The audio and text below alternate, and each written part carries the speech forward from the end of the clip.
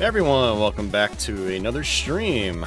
Tonight we're going to be playing some Nintendo Entertainment System games, aka NES, via the MiSTer FPGA.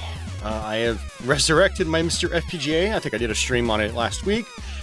But yeah, we're back with some more MiSTer stuff, specifically NES on MiSTer, and we're going to start off here tonight with some Silver Surfer.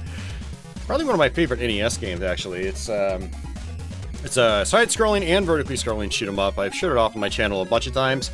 I thought it would be fun to show it off first tonight, because I think the farther in the games get on these streams, these variety streams, the less people are likely to actually continue watching. And it's one I always like to show off, so I'm going to go ahead and start with this one early. And then we'll just kind of bounce to game. As far as what games I will be playing, I have no idea. This is just a completely impromptu stream to hopefully keep my YouTube channel alive, because that's what it's come to. It's just stream without plans. I love it.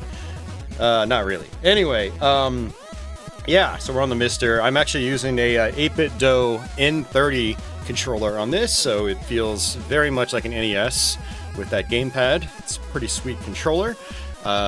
This is actually the 2.4 gigahertz version that I have with an actual NES dongle, so it's meant to be used on an actual Nintendo Entertainment System. But since it is, it has a port for USB charging, I've actually got it wired up directly into my MiSTer, and so I've got it in wired mode, essentially. And yeah, it's pretty awesome for the MiSTer FPGA. And it has some turbo buttons on it too, which is actually kind of handy in this game. So, yeah. I actually don't use turbo functionality, but there are a lot of people that really like that. And so this game in particular, like if you die and you lose all your power-ups, it can be really hard to recover. The button mashing on your wrist can get a little tiresome. So having those auto fire buttons is actually pretty nice. So, but I see Jason Scott out there in society so far. So welcome guys to the stream. I appreciate you guys popping in. Hope everybody had a good holiday. It is today is the day after Christmas, so Christmas was yesterday for us in the United States. Well, I guess technically worldwide. Christmas is a worldwide thing. I always forget. Anyway, yeah, Christmas was a thing. Now it is not Christmas, so we are going to play some NES. Let's go ahead and hit start. And what's cool about Silver Surfer is you can take the game in just about any order you want, which is pretty sweet. I'm going to do this guy up here. I find him to be the easiest route to start with. Hey Shingi, welcome back. And it starts off with a top-down level. I do find the top-down levels to be a little bit easier than some of the side-scrolling levels. Feels like there's a little less trial and error with these ones. Hitting select lets you use a bomb. Oops! I was getting a little discombobulated there. But yeah, whenever you die, you get your bomb back. So you always start with one bomb, and I think a lot of people actually don't know that about this game. They find the game so difficult, and it can be difficult to recover, but if you use your bomb creatively, like right here, boom, just like that, you can get rid of some difficult situations pretty easily. And the idea is just to get upgraded. I got one firepower upgrade. And unfortunately, you can't really see I've gotten upgraded. But enemies do take less hits now. And then we'll get ourselves an option. There's another firepower upgrade right there. And there's our option. I'm going to attach it to my right side. On the top-down stages, you can attach it to your left or right side. On the side-scrolling stages, it is only on the bottom of your character. But I'm in pretty good shape right now. And by pressing B, you can actually cycle your options over.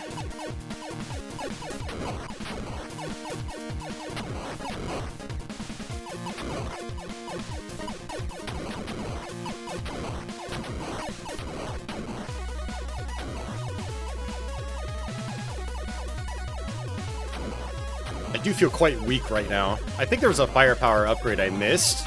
Or two, actually. Normally my firepower is a little bit stronger by this point.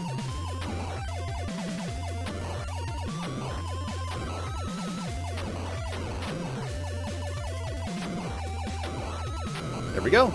Alright, nice. First one down.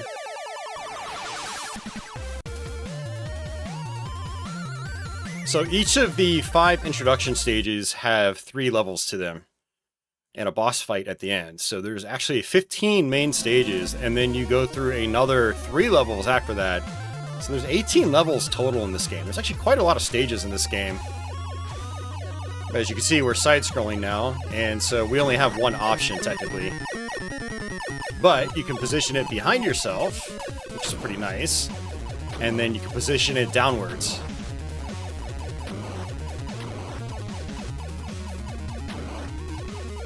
And the soundtrack of this game just kicks. It's like, to me, this is one of the best soundtracks on NES. The game does not get enough credit, for its music. The music is just banging. Still some of my favorite video game music ever. It's just so energetic. In society, the music becomes so good it's comical, right? Exactly. Silver Surfer definitely influenced my my musical tastes, especially when it came to like electronic music. I really like high energy like breakbeats, which was a very popular thing in like the later 90s and the 2000s. And I feel like a lot of those guys that were making that kind of music were probably inspired by a lot of 8-bit stuff like this. I mean, just listen to that bass. It is totally like dance floor bass. It's awesome.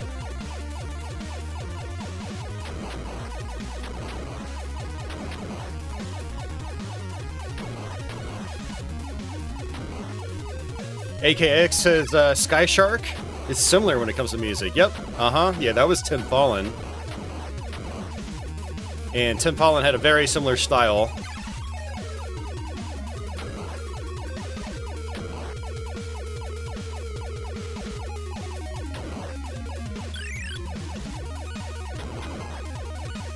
So if you start with the side-scrolling level, you definitely want to make sure you're picking up all the upgrades possible, including your options. So if you pick up 2 options and you started with none on the side-scrolling sections, when you go to the top-down sections, you'll have 2. Like, the game still tracks that you'll have 2. So even though you can only carry 1 on the side-scrolling sections, or actually actively use 1, I should say, it does track that you have 1 or 2, depending.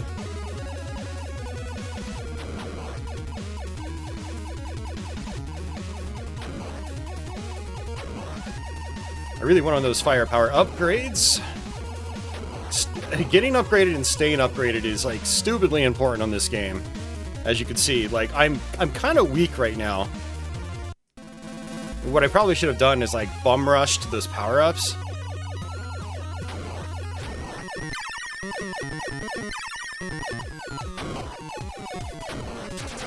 Again, use your bomb.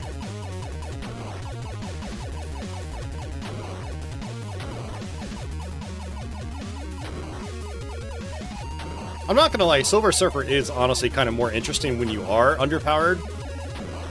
Simply because things become a hell of a lot harder.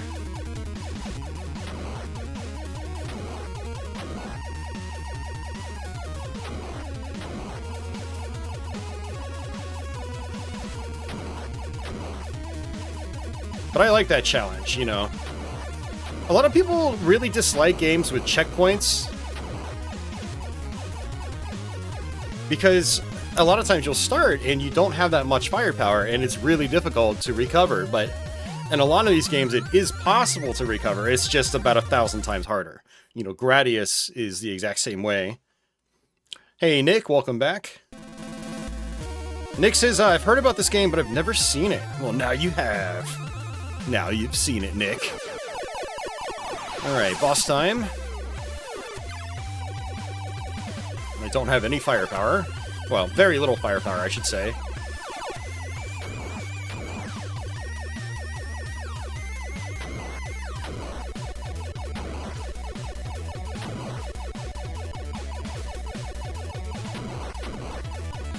So this is also where, like, auto fire really comes in handy. So here I'm just holding down the auto fire.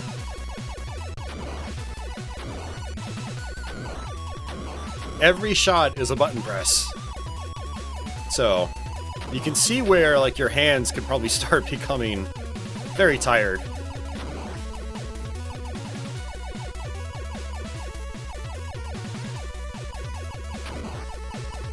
It's actually good to know I can actually shoot over those projectiles and still collide with the boss wall.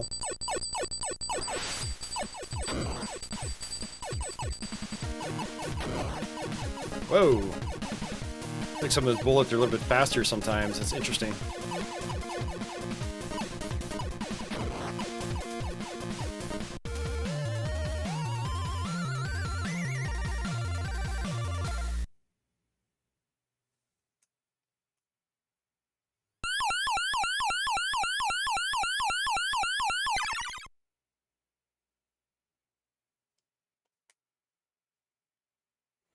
Alright, let's try...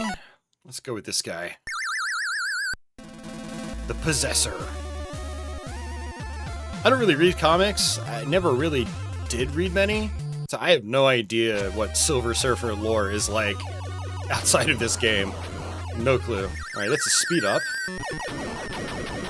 Unfortunately, speed ups are actually temporary. It's kind of a weird design choice. Alright, so we're maxed out on regular firepower. Now I just need some options. Still no bombs, since I used them on the previous level.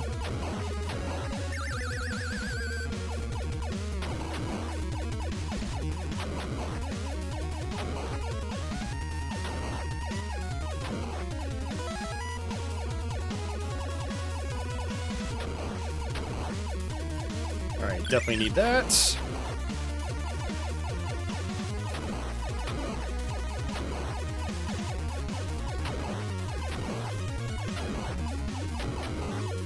Extra life right down here.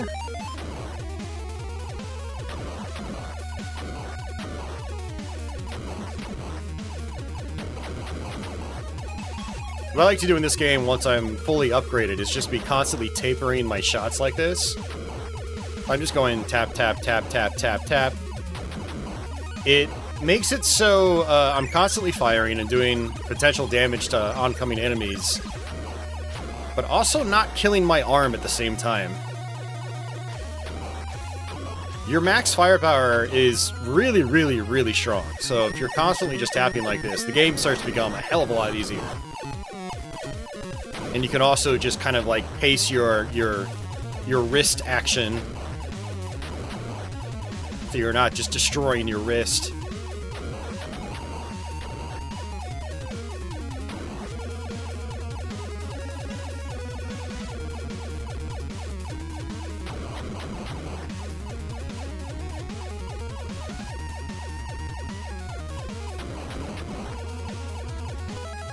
You still get points for power-ups that you've already got.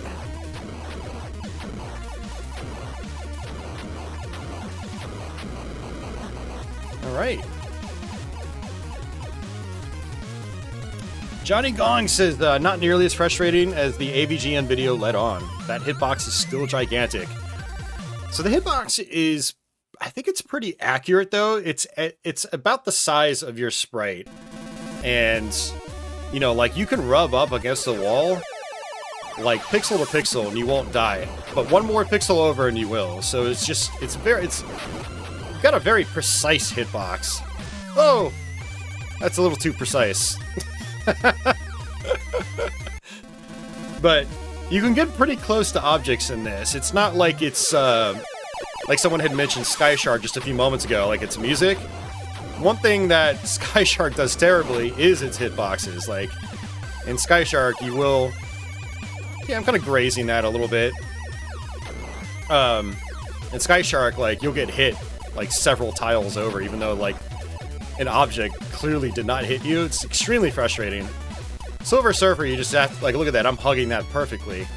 So...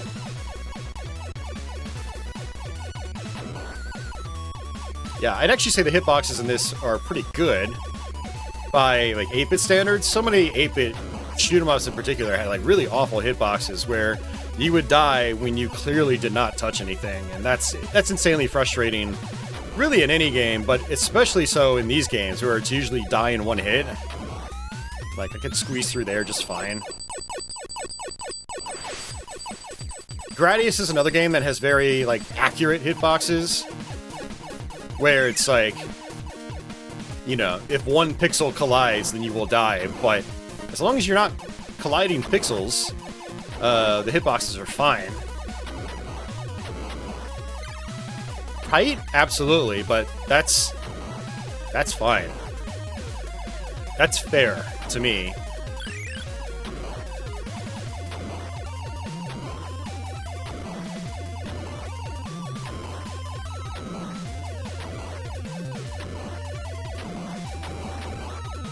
All right.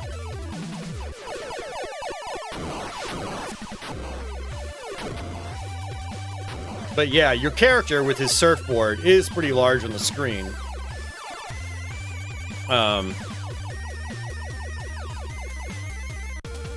When I think large hitboxes, I think hitboxes that go outside the visible sprite on screen. And like, you could still get hit even though it's not touching the visible sprite. And that doesn't really happen much on Silver Surfer. I did notice that one death in the side-scrolling stage, where I thought I was going to avoid projectiles and I still ended up getting hit. That felt like some weird hitbox issue. But it doesn't seem to happen that often in this game.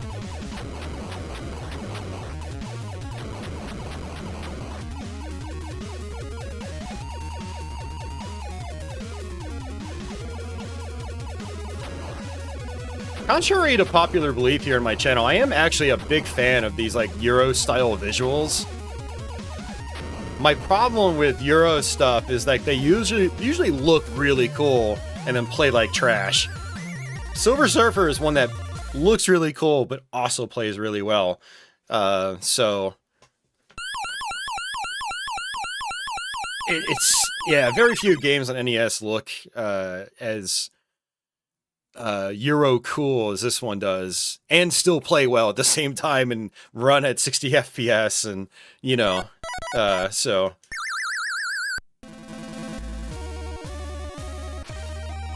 I feel like the devs on this game did a really good job, you know, milking the performance out of the console along with making something that plays responsively, is fun, and also looks really cool at the same time.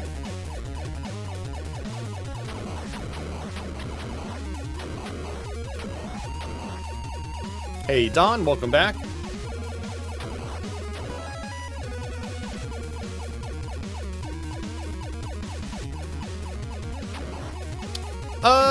I honestly, Nick, I would put Rare in like a league of their own. Rare never really did that weird, crazy, like Amiga style of visuals, if it makes any sense. Like really weird, organic looking. I don't know, I'm trying to, like, compare it to other, like, Euro-developed games.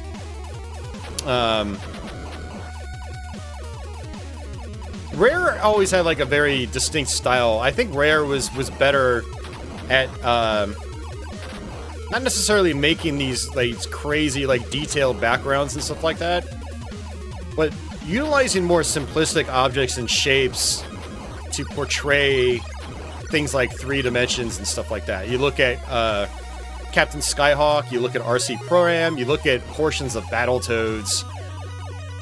Rare definitely just had a style of their own. And it was a style that worked really, really well for the NES because it was very limited hardware. But what I'm kind of talking about is like the super detailed, like, almost painting-like backgrounds that look really trippy at the same time.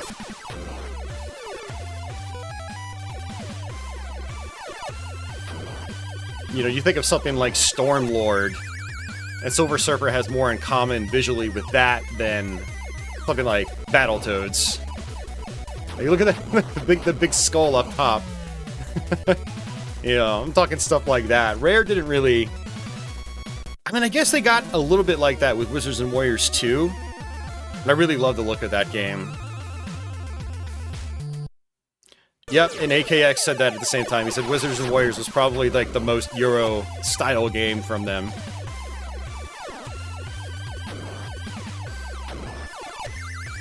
At least visually speaking. Oh my god. Whoops. Don says, Silver Surfer. The most, quote-unquote, the internet's wrong about this game being bad game ever. Yeah.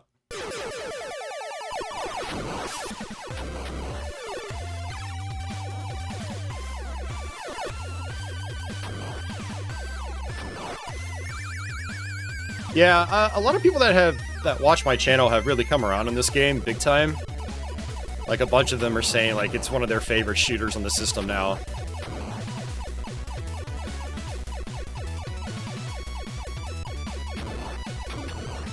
Oh, I meant to press my bomb. Society says, I've never been able to appreciate the Amiga look, maybe because I didn't play them as a kid.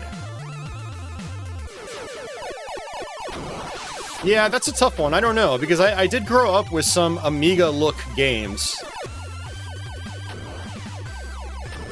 You know, Silver Surfer was one of them. You know, I definitely played a few on Genesis, like some of the Psygnosis games. Fatal Rewind, Shadow of the Beast, stuff like that. And I know there's probably a couple of others if I really think about it.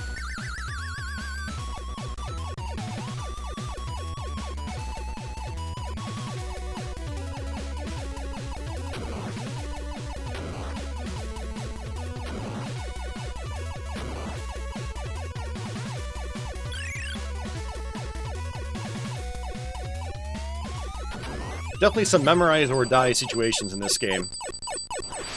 That is very Western. Yeah, this right here is like what I would call like the Amiga look. Just really kind of creepy stuff, but it also looks really cool and it's like shaded really well. There we go. On the Possessors levels, there was definitely more like quote-unquote Amiga look type sections.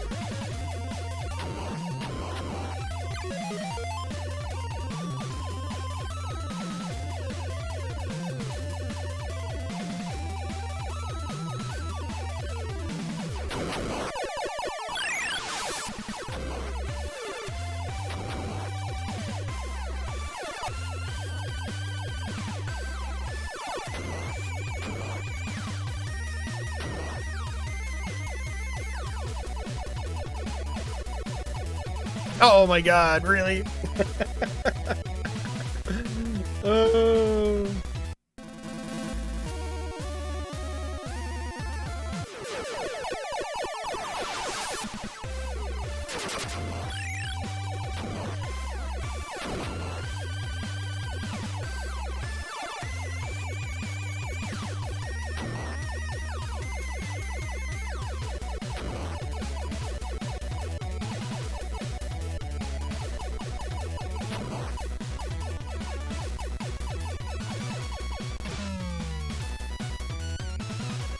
Hey, Burgle, he says, NES music is so underrated.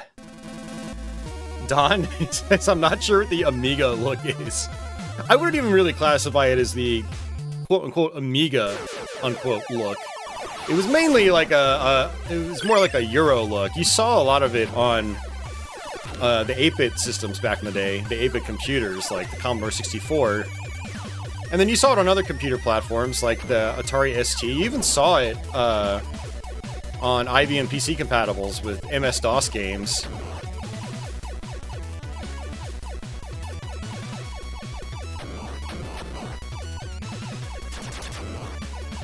But like, I mean, like, look at that mansion.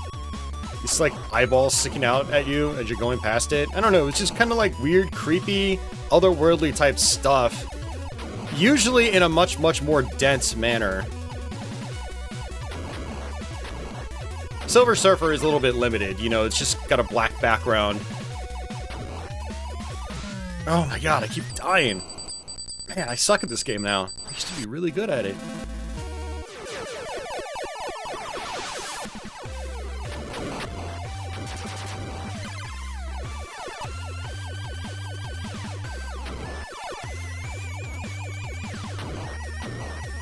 Oh, I hate being underpowered.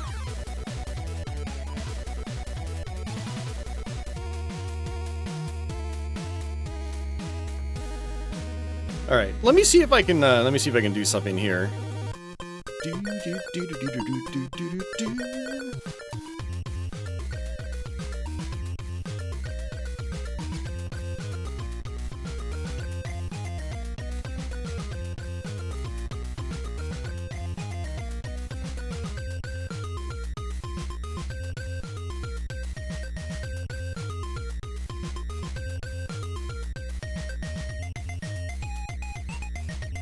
Alright, so this is Stormlord right here. This is the Genesis version. You can just see, like, the weird-ass visuals. Babe fairy. Crazy-looking mushrooms. Skulls everywhere. Big detailed sprites. You know, that's a key. It's gigantic. That's kind of like what I think when I think, like, the Euro look. And there was a lot of games like that. I mean, even like...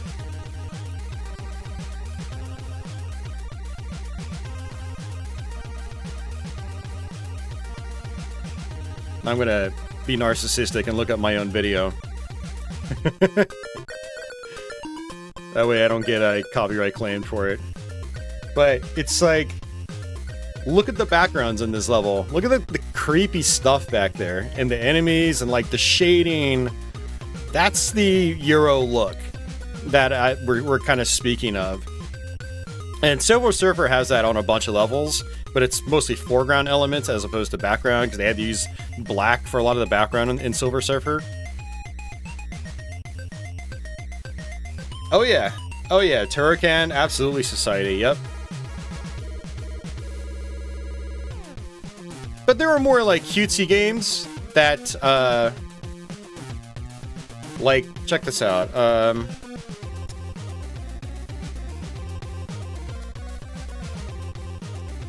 Let's see if our friend the Half-Blind Gamer...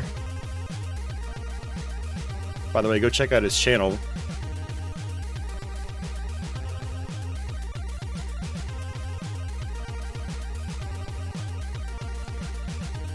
So look at, like, the chonkiness of the sprites.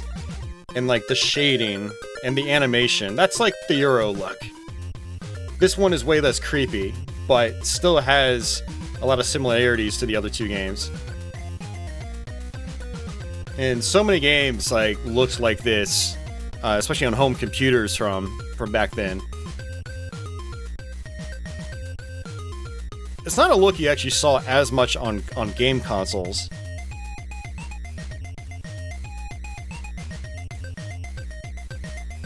So, yeah.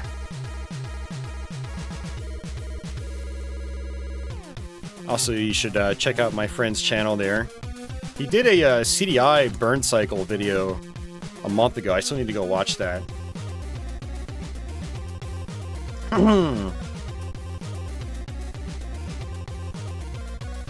Yeah, we didn't see nearly as much of that type of visual style here in the States, but it was very popular on European computers in particular. Yeah, Raiden. I mean, Zool fits into that too. I mean, it started off as a computer game back then.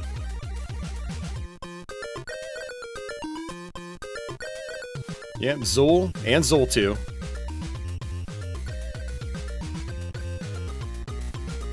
The James Pond games, they started off over there. You got Xenon 2, Mega Blast.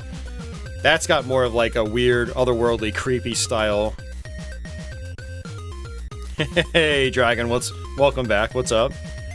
We are live, indeed.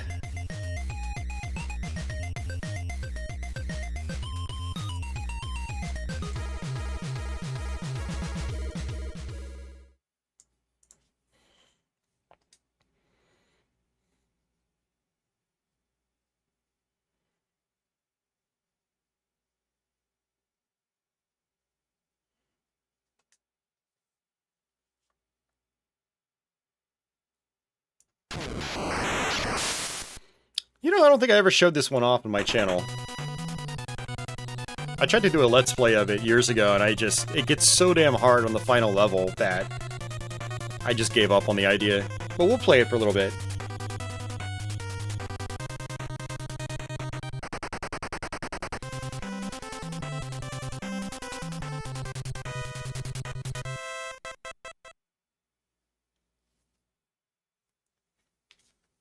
Yeah, likewise, Dragon, likewise. I had a decent Christmas. Yeah, my mom and my brother, we got together, we had dinner, exchanged gifts, watched a movie. Yeah, it was good. But yeah, this is Silkworm.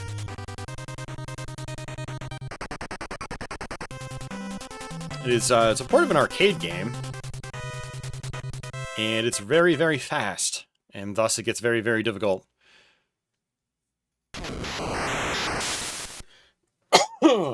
We are going to do the heli. There is the Jeep. I don't know if I ever really messed around with the Jeep on this. Jeep has you crawling along the ground. Now there was a series of shooters called the Swiv games. We got one of the later ones over here on Super Nintendo as Firepower 2000. They were Euro-developed shooters, actually, with that Euro look, speaking of which, that were very heavily inspired by this game.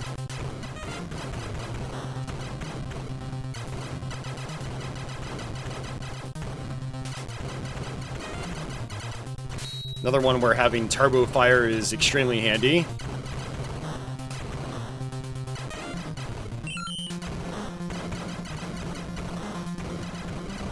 I'll eventually get an auto fire pickup. Okay, destroying those is bad, apparently. Yeah, so this is like a temporary shield, which the Swiv games do as well. I should probably just use my actual physical auto fire.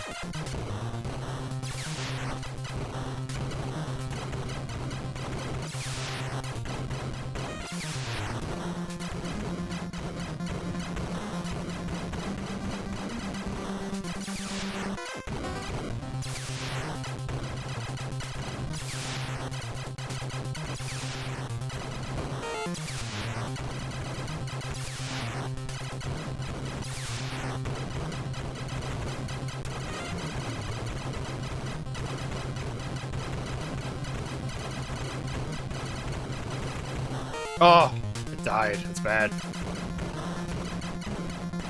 Yeah, those big formations you have to destroy if you want to get upgraded.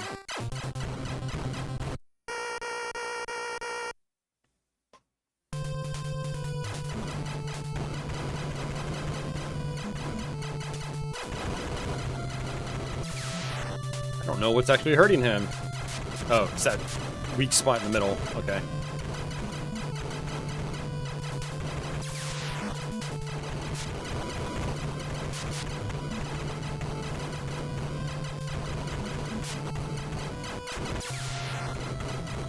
God, even right from the first level, it's kind of a pain in the ass. Because I really need to use auto fire. I have to cop out. Jeez.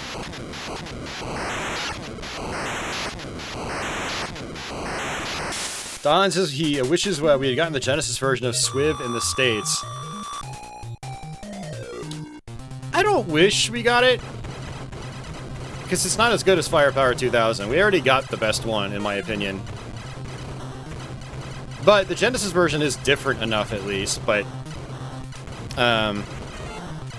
it's one of those games where it's kind of got like a subpar frame rate, and you know, feels a little clunky as a result.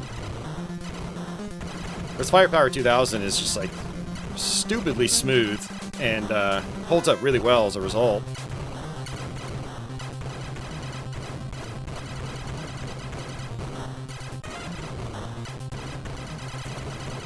If they released it over here, cool, but I don't think people would be talking about it. I mean, hell, nobody talks about the European version. So, I mean, I don't know.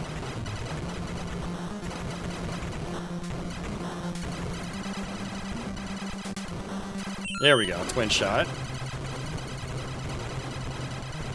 So you can aim yourself downwards, which is nice.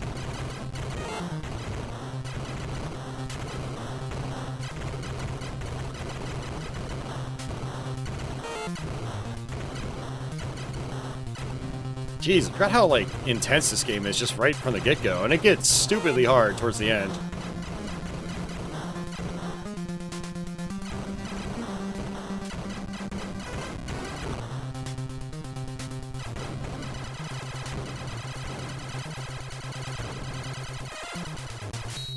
Yeah, thankfully, due to emulation and flashcards and all that stuff, you can play the Mega Drive Swiv these days. I did dabble with it. I was like, okay, that's cool, but definitely hasn't aged as well as its SNES counterpart. Actually, speaking of which, I actually got that game, the SNES one, a few weeks back. Maybe it was like a month or two ago. I don't remember. This year's just blending together. I've been very, very slowly adding to my SNES card collection. I finally added Firepower 2000, aka Super Swiv.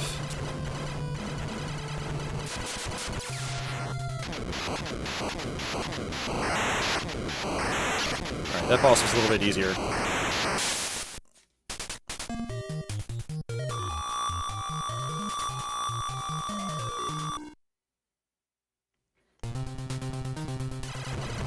Yeah, so I've got actual auto fire now, or turbo fire, I guess as they call it,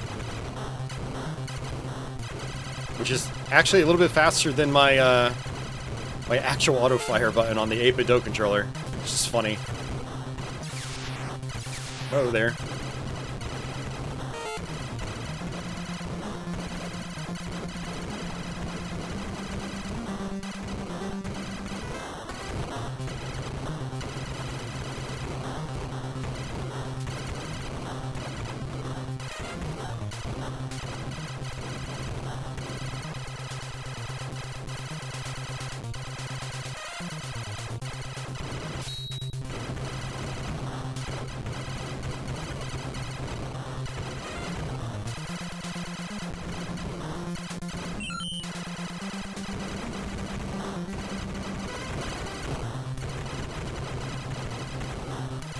Oh no, come on.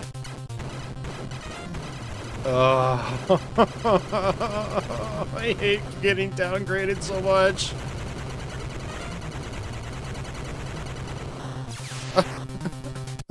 Good lord, man. No thanks. Oh, yeah, definitely one of those games you've got to practice like crazy. And I haven't played it in a few years now. Man, it's been a while since I played it. I was in the other game room when I learned how to beat this game. That was over 4 years ago now.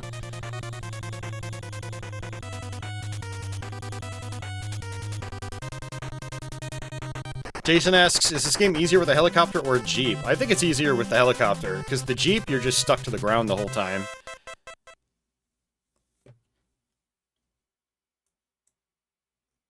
Alright, well that was Silkworm. Finally showed it off. I mean, I may have showed it off once in like an NES shmup stream that I just don't remember.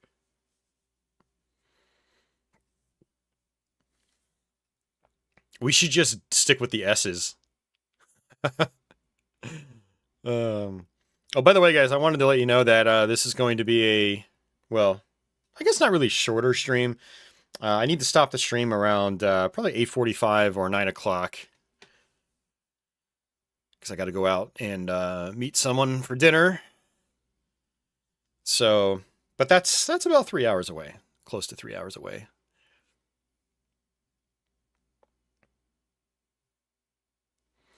Yeah, Don, the thing about Silkworm, though, is like you get downgraded, like you lose everything, and you are unbelievably weak. Like, your ability to recover on that game is just, it's very difficult. So, and that's a lot of shmups as well, but Silkworm in particular, just, it feels like extra mean. Everything flies at you so quickly, everything's so tanky. It's just, yeah. It's not great.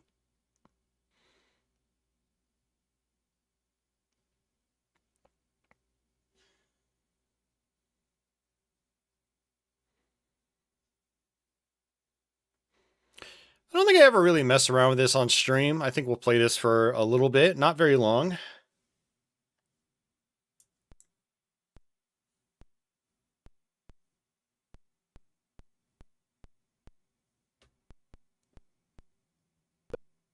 I don't have any audio. Hold on, I think I'm going to have to power cycle my MiSTer. I think it completely broke.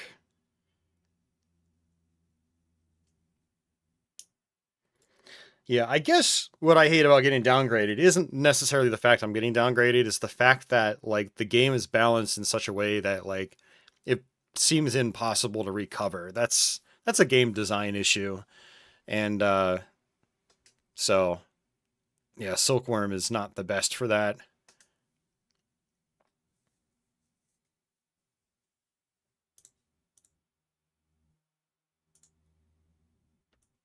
All right, let's try this again.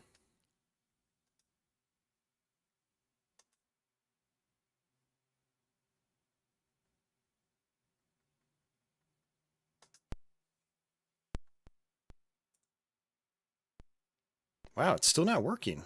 Does it just not like this game? That's really weird.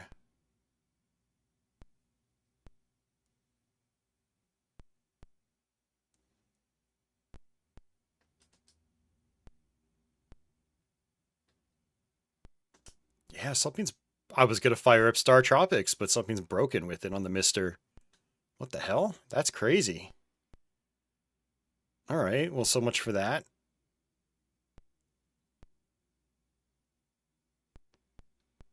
I'm trying to think of other games that...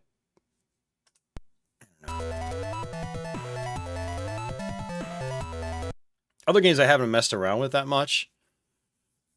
I mean, there are probably a couple of predictable games I could toss in here. Like, Silkworm wasn't predictable. I haven't played that in years, and so I was completely rusty. This is Werewolf, which I'm also not very good at. I've barely ever played it. Yeah, I was going to fire up Star Tropics, but it's glitching out. It won't play the music on the title screen, and, yeah, I don't know what's up with that. That's weird.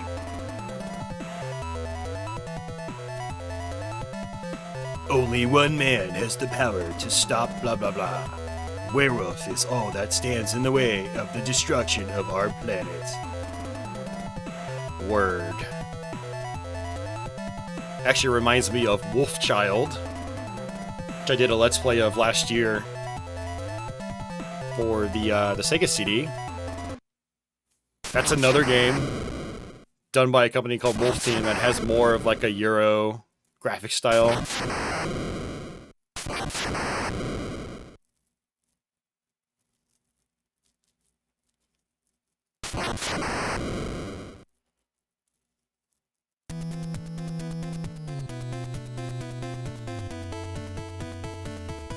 I never knew werewolves to climb walls, but okay.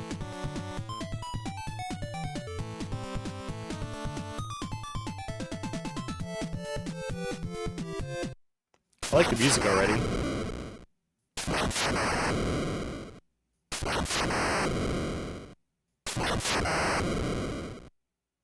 Alright. Let's give it a try. I know I've played the first level before. Hey, Motorhead, welcome back. But I've never really made it any farther than that.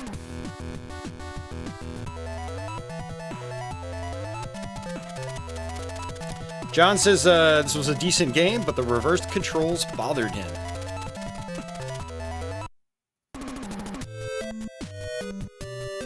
Oh, I see what you mean. Yeah, B jumps.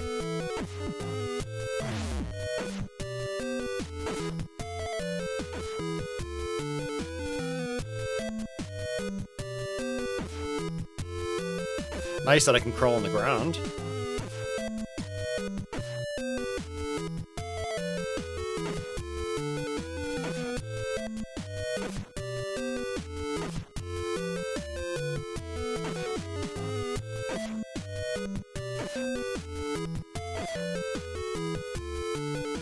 Yeah, one of the reasons this one caught my eye was that a buddy of mine went to a game store a couple weeks ago, and he shot me a photo of a box copy of this game. He was like, "Whoa, you heard of this before?" And I was like, "Oh, yeah, I've seen that around. Yep." But I didn't really know anybody that had it back in the day. I think one of my friends had it. He let me borrow it for an afternoon. I just never got anywhere with it.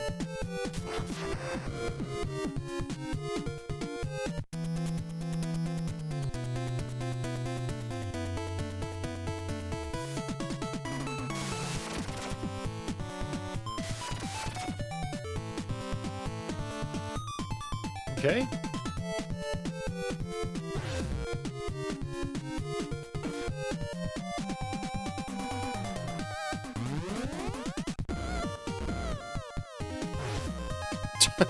Okay.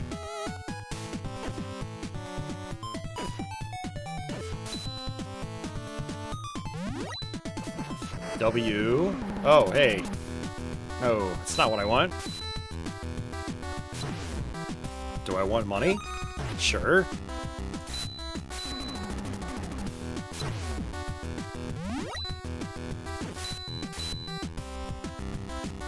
Time, I'm guessing. Okay, so you can high jump with both characters. Guess I fall down here.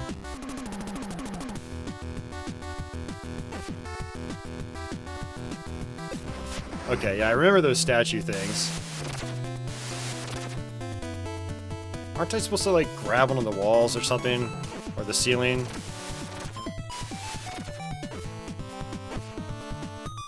That is kinda janky.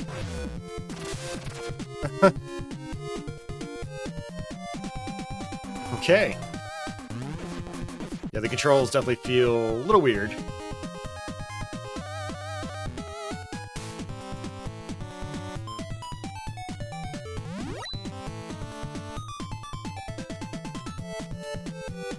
Grendel says, fun fact, Werewolf was supposed to be a Wolverine game, but they didn't get the rights to the character, so they swapped out the main sprite to this Werewolf guy.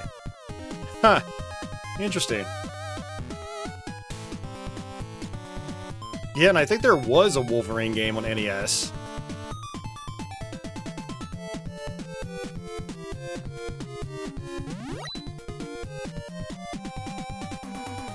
Aww.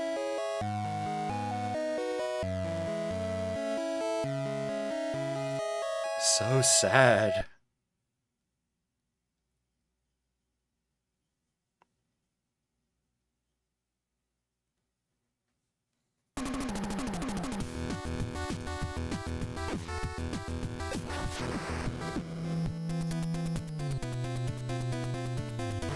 Getting the timing on this is weird.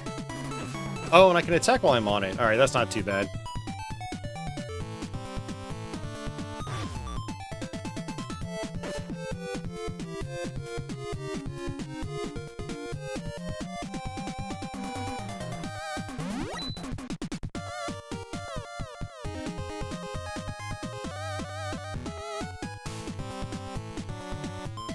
Yeah, so when you get to the top, you have to jump to the left, because you can't just climb straight up, see?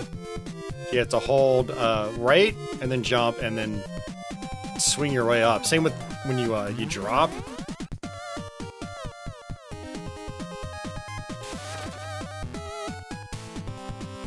It's probably not even worth trying that.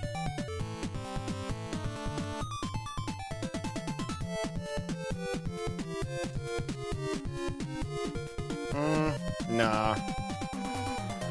I'm wondering why you would want to switch forms.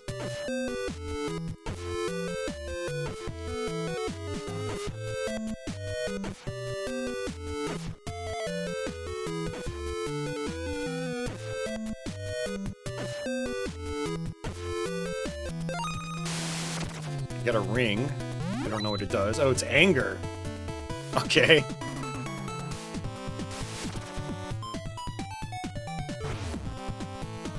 Aw. That's crap.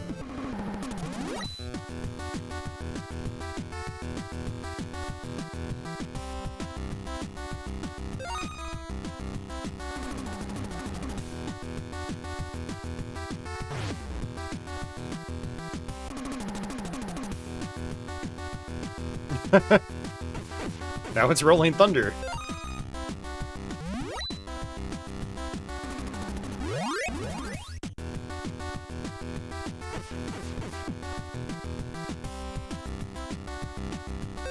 Weird how those things are like halfway off the screen.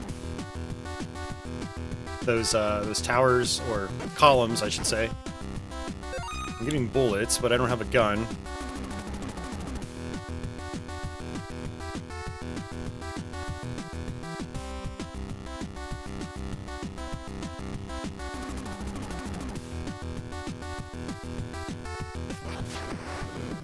So you're constantly switching. Why is not obvious to me. And I can't jump off the ladder.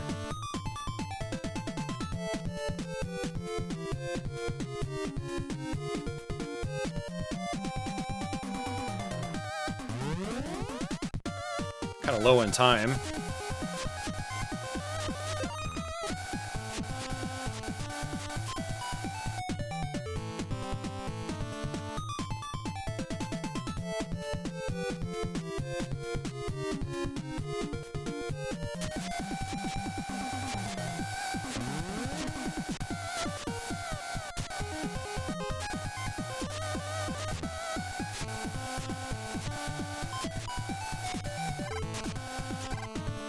It seems so random, man.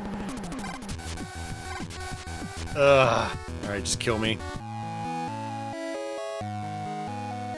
Oh, that's probably gonna put me all the way back at the beginning. Let's see. Oh, no. Okay. I lost my anger, though, man. What am I gonna do?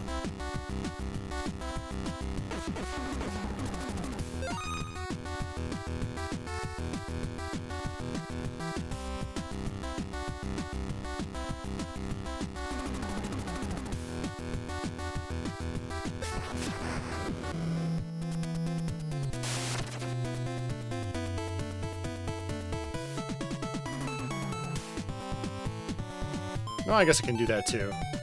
Climbing the wall.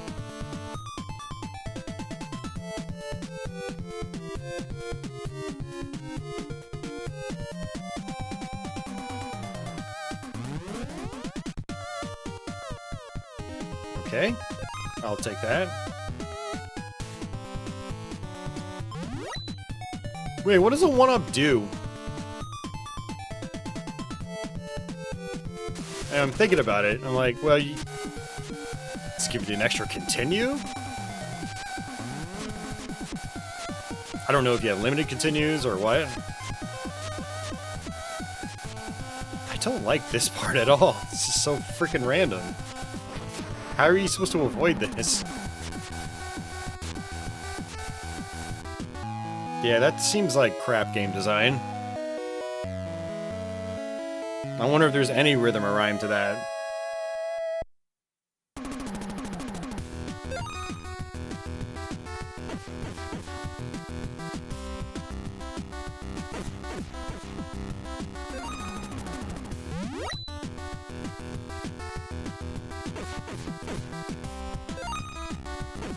If anyone has any tips, feel free to let me know.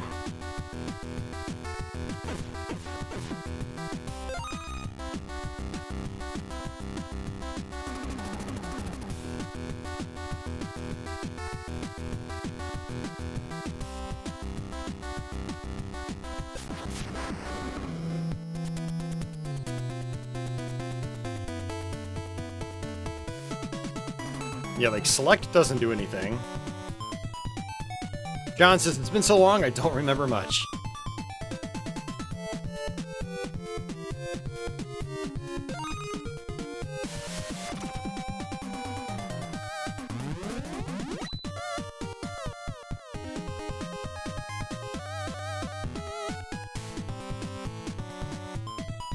Raiden Lord says, maybe that backflip move. Oh, that. Apparently A and B together does that. I feel like I'm going to end up hitting those spikes up top, though.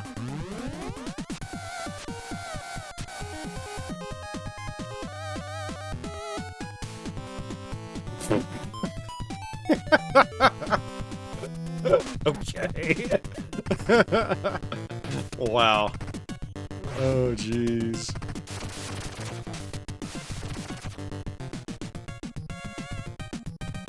Yeah. I'm an acrobat, man. Wow, do you have iframes with that? Do you That's kind of crazy, actually.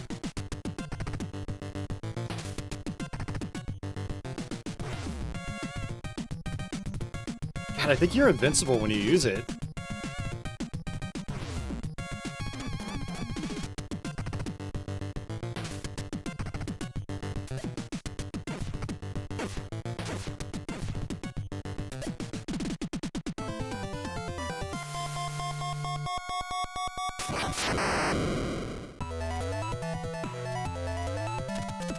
Mad City.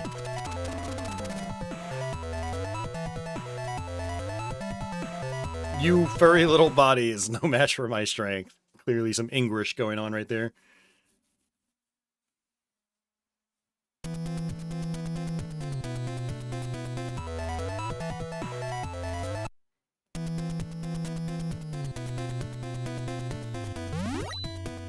Kind of annoying, they're constantly giving me stuff like hearts when my health bar is already full.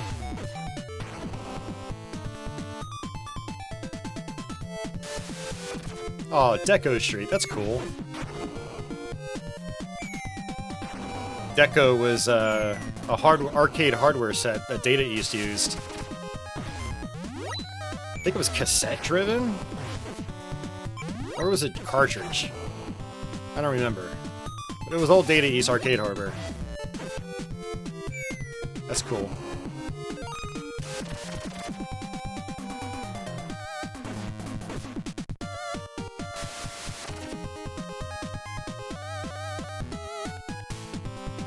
Dragon says it was cassette. Okay.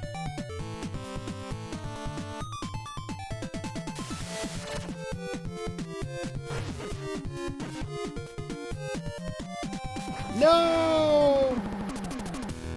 Getting trolled by these power-ups.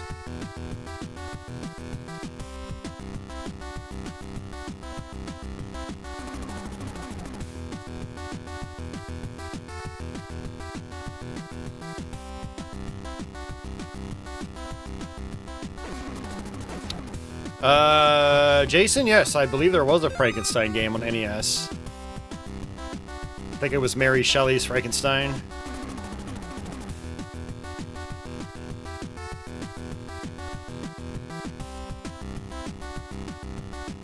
Oh, this is clearly meant to be done with a werewolf.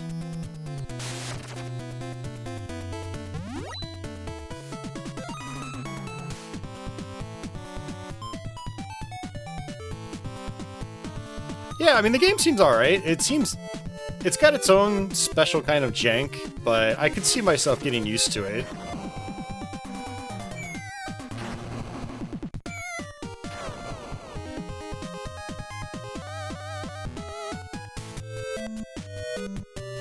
You again. Reoccurring boss. Wow, those hitboxes. Even some quality hitboxes. Man, play this game. What did the bullets do? Still... Oh, wait, what? How did I do that? I used a bullet, and I don't know how. Apparently I can use half my health to do a screen clear bomb. Oh, that's the anger power-up, isn't it? No?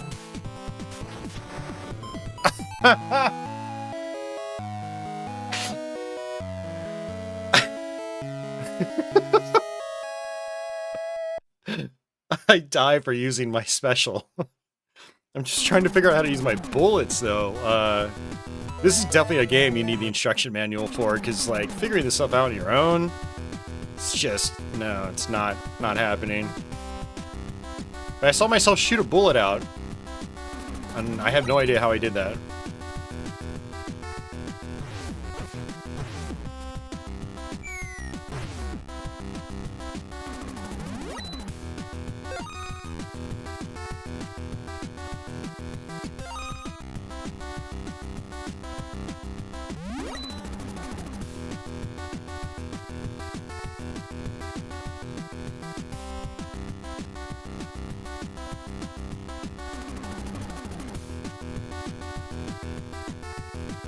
Dragon Breath says there was also Frankenstein the Monster Returns. Okay, I'll have to take a look at that. I don't remember seeing that one.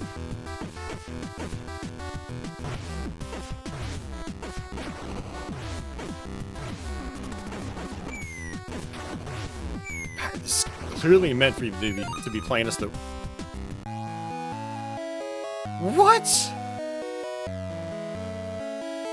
So if you grab the power-up that turns you into man, if you grab it again as a man, you die. What kind of sick logic is that?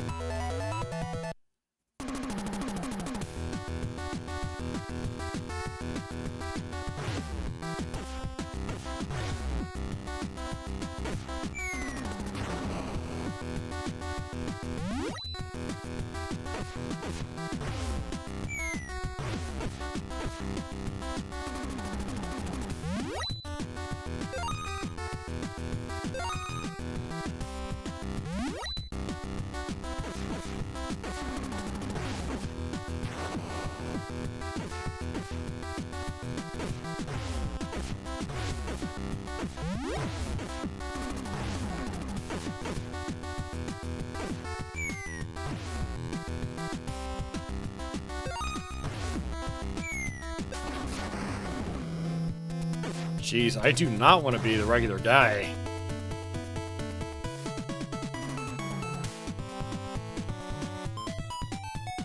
Hey, Banu?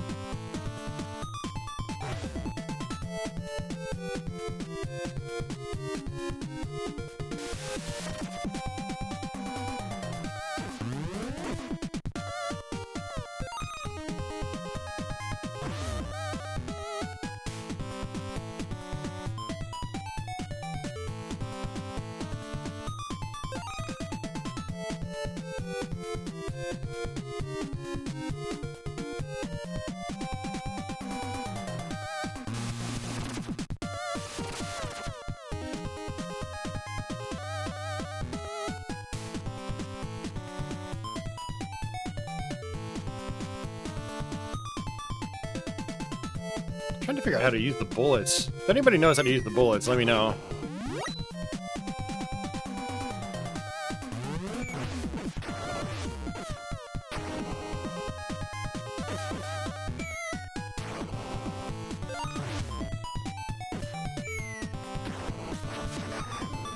Right, I took too many hits. No, I used it as a werewolf last time. Okay. I'm wondering if I can climb on those, like those windows. Nope.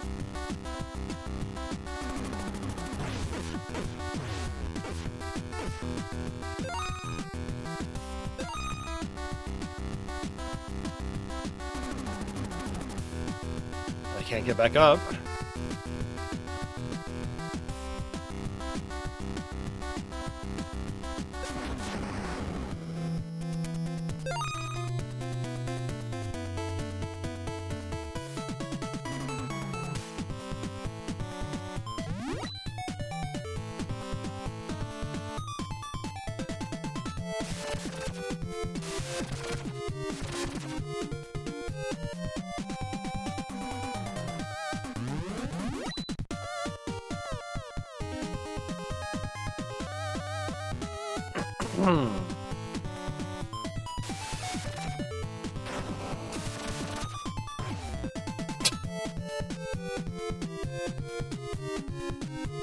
Those objects come flying down so fast, too. It's like you're never gonna react to them.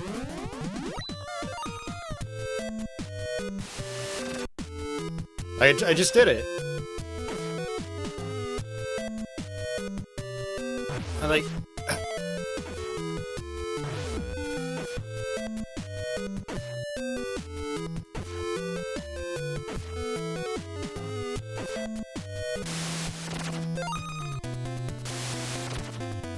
It says fight. Okay. Oh, is that the crowd in the background? Oh, boss time. Other boss? Oh, never mind. This game is pretty confusing for a side-scrolling action game.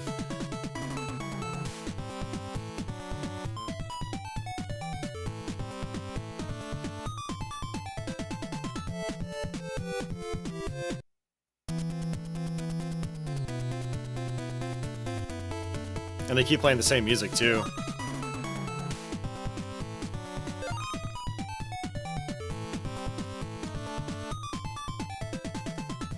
Like, the music's good, don't get me wrong, but it kind of kills the tension when you just reuse the same tune and it fades in and out.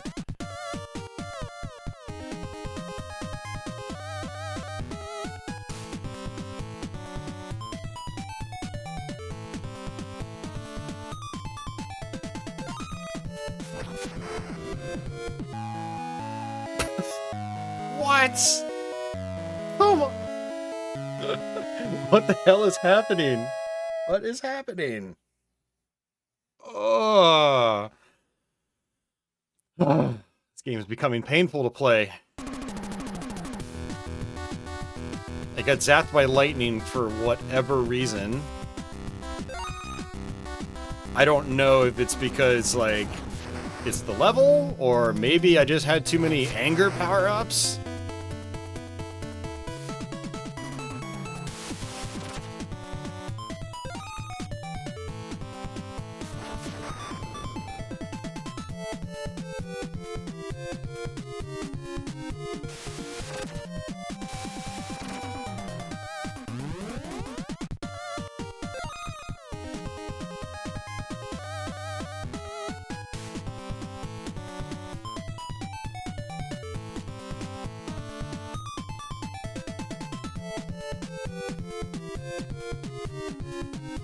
This climbing reminds me a little bit of Ninja Gaiden on Game Gear. Hey, Life, welcome to the stream.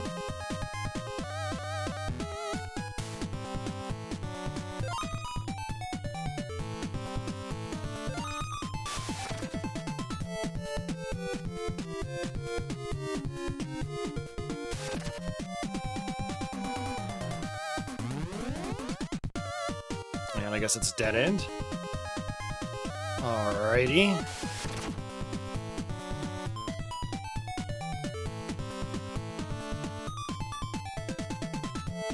Hold on, release the A button to let fly the power ray.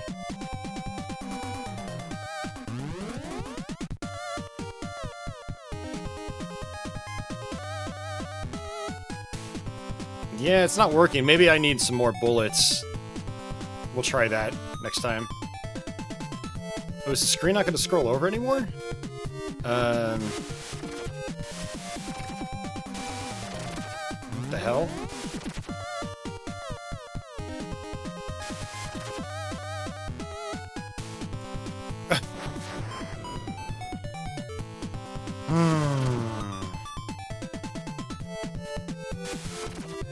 I don't know. I'm starting to see why nobody talks about this game. Oh, okay. There we go.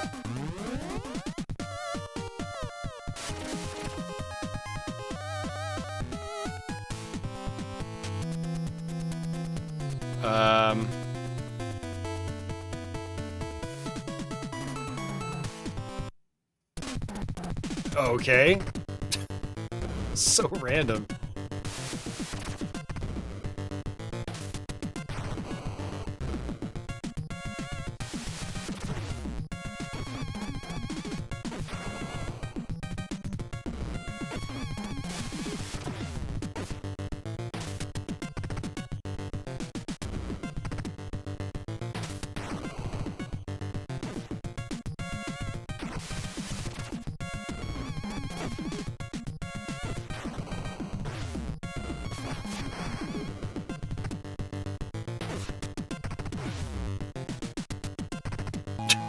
Alright, I think I'm done. Yeah, I think it could be a fun game if you know exactly what to do at every specific moment. And I guess that is part of the charm of some of these old NES games, is figuring that stuff out. But man, it can make some, for some frustrating moments in the beginning when you're first learning how to play the games.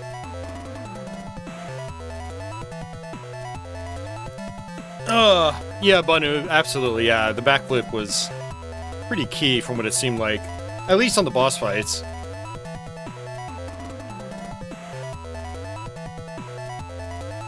Oh, man. Well, that was something. That was definitely the farthest I've ever got in that game, so we at least made some progress.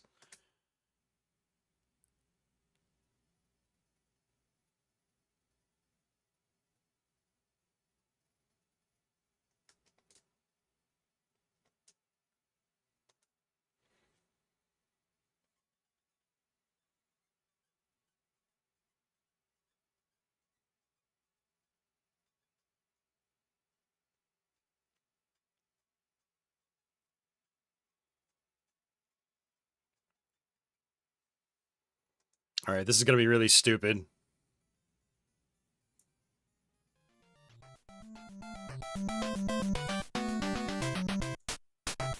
I remember not liking this game very much. A buddy of mine and I, like 10 or 11 years ago, we tried making a video about this game, and we both couldn't get past the first level. So we'll see what happens here.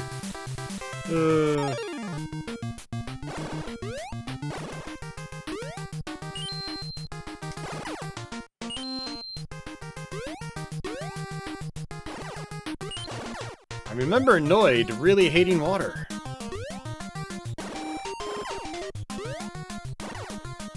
I don't remember much else.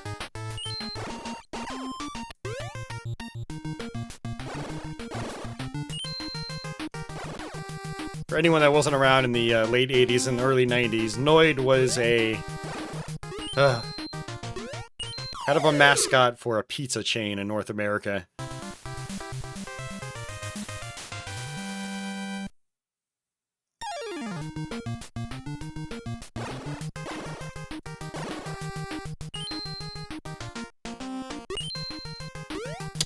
John, Breakthrough! I think last time I tried playing it, I couldn't even beat the first level.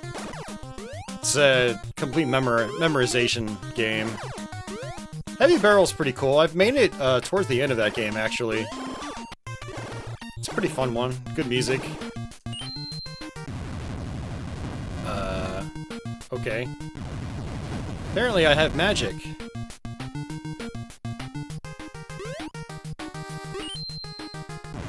Can I use it on the fish, though? That's the question.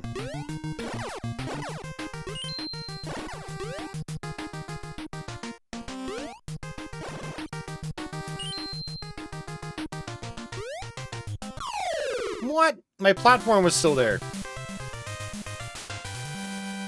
Don, yes, Noid was Domino's, yeah.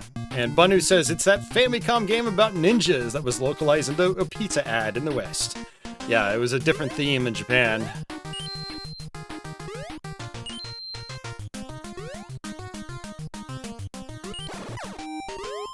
Does anybody know what the name of the original was?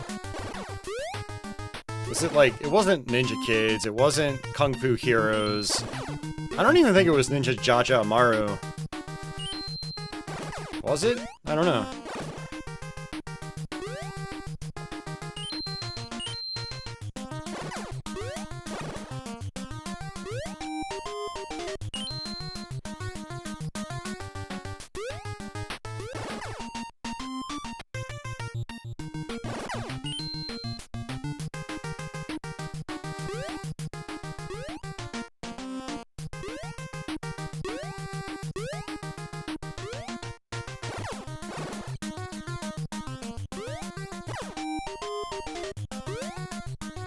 Ugh. It's just the first level. And it's a little obtuse because, like, the thickest part of the platform is what the part I'm standing on is the actual platform. The little details on top of it, that's not the platform, that's just background objects.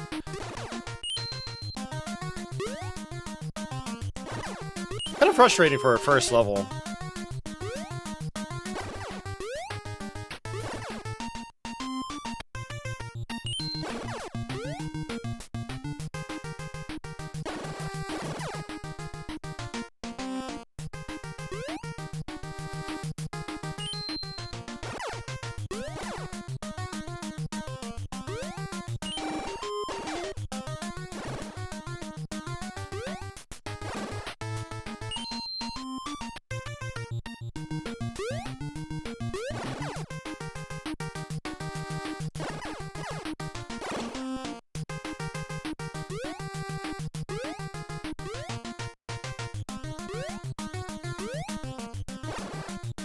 Whoa, that was close. Okay.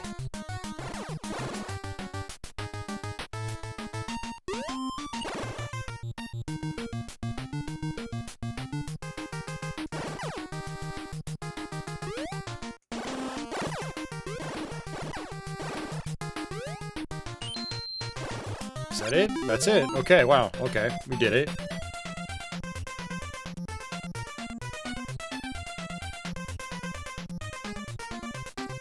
Yeah, Banu. Yeah, the rising and falling terrain is what makes it really difficult.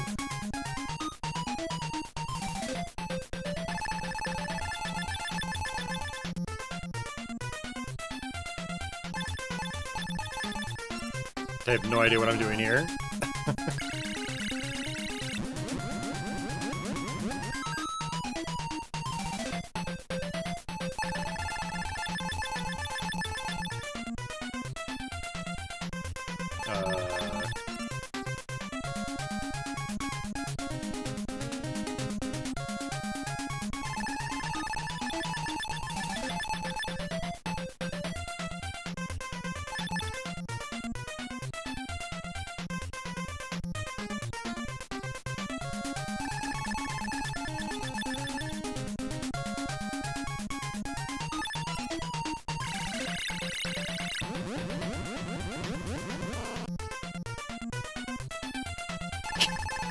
Can I just skip this game? That would be nice.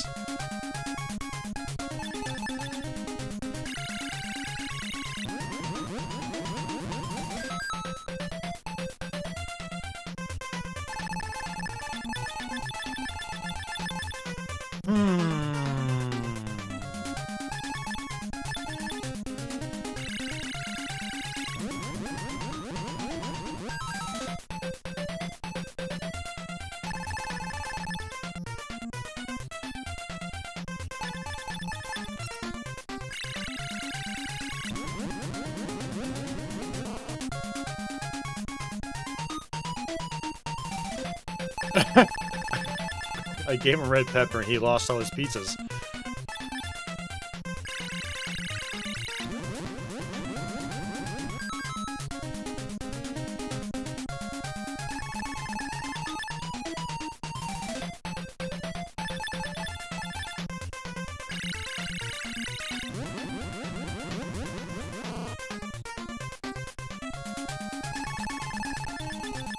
This is a long minigame. Maybe it's just a normal level. Some of the NES games were like that, where you'd play like a side-scrolling level, then you'd play something completely unrelated. And it would last a while. And then you'd go to another gameplay type.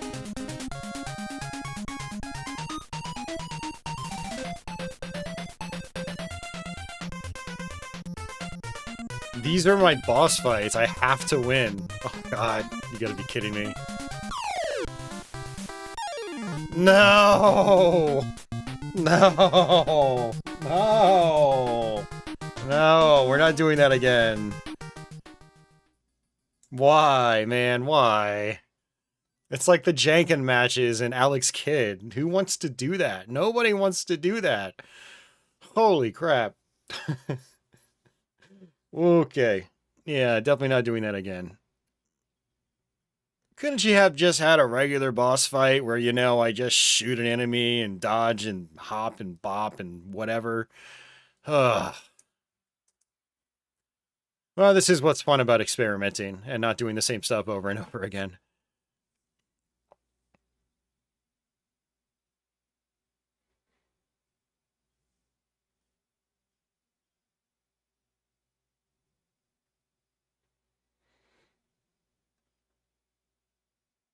So actually I have something fun I'll do. This is kind of different, but I have played through this on my channel before.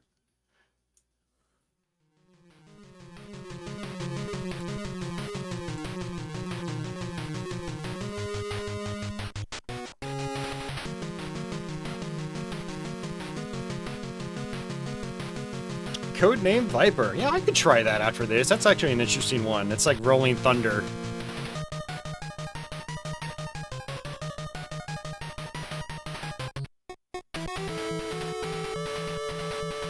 So what I'm gonna do is, and I've probably done this on YouTube before, I just don't remember. But if you type in the passcode, destroy all monsters, you'll start at the first level and have to fight everybody in the game. And so you guys will get to see all the bosses. And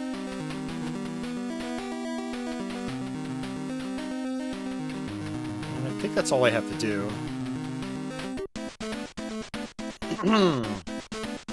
Yeah, I really like this game, but if you try to go through it from start to finish, it's like... It takes like 3.5 hours. It's a long playthrough. And it's repetitious. But if you do this, you can fight every boss on the first level and then be like, ah, alright, I'm done. So if you've never played this, you have Godzilla and you have Mothra. You pick each one and you move a set of spaces. Mothra can move a lot farther than Godzilla, but she's also a lot weaker. Also, the backgrounds here, these tiles, is the type of terrain that you go to. So these green ones are more like plant-oriented sites. The rocks are rocky terrain. These swirly things are like kind of like bonus areas. The volcano is more of like a fiery area.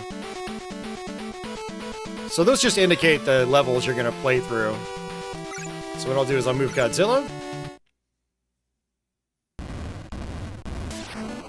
And you basically just punch and kick.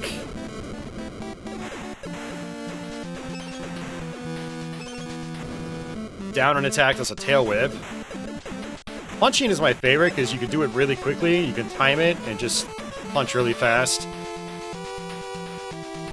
Hitting start does your fire. And that's indicated by your power meter up top.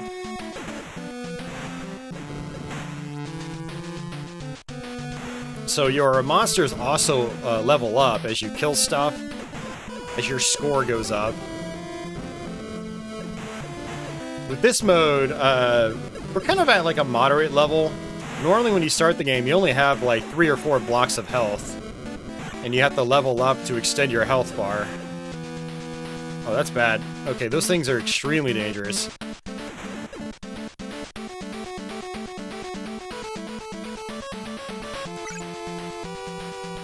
So what I'm going to do is bring Godzilla down here. Gizora. Alright, see ya, Nick. Have a good night. Don says I love this game. Hell yeah. It's always good to see other fans of this game. This is another one I played a lot growing up, but it also kind of became like an AVGN meme. It was one of those games that he tore apart and everybody believed it.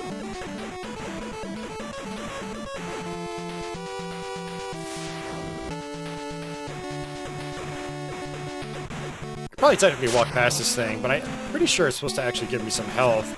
It's actually kind of weird, because I think the hitbox on it changes after you get it to this point.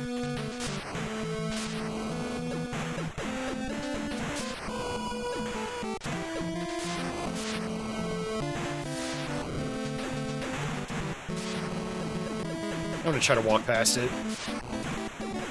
There we go. Alright, boss fight.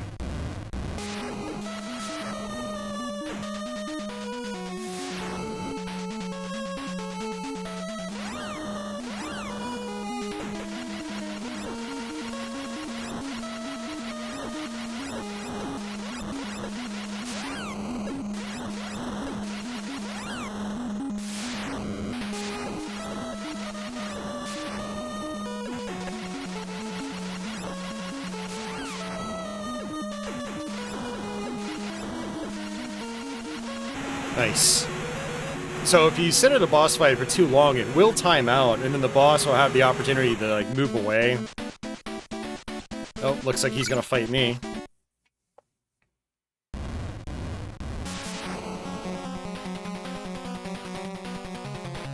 And some strategies work a lot better on certain bosses than others. So, like, the tail whip is good on this guy.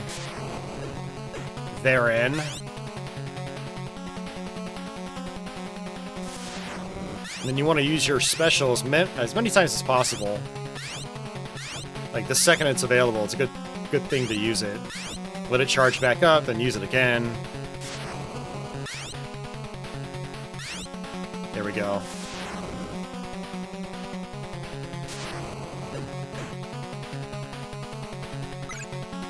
go ahead and fight him again.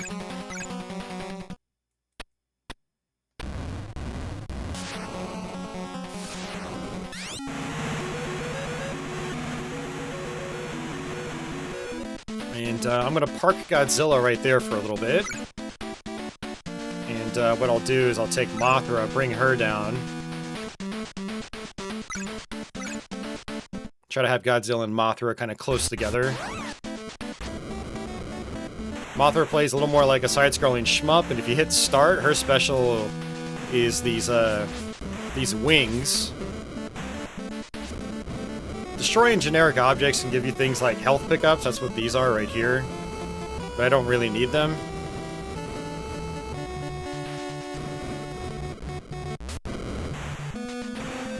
But killing stuff is also good if you want to try to level up.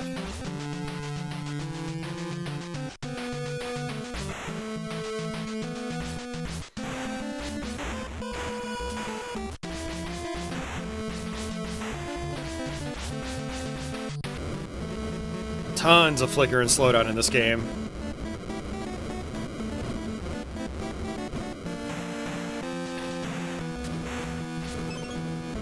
Just comes with the territory.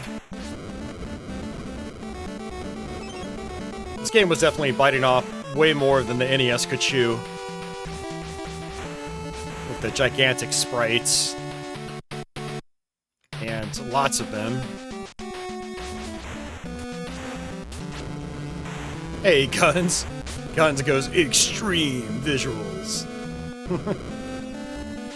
That's kind of an old inside joke. Goes way back now on this channel.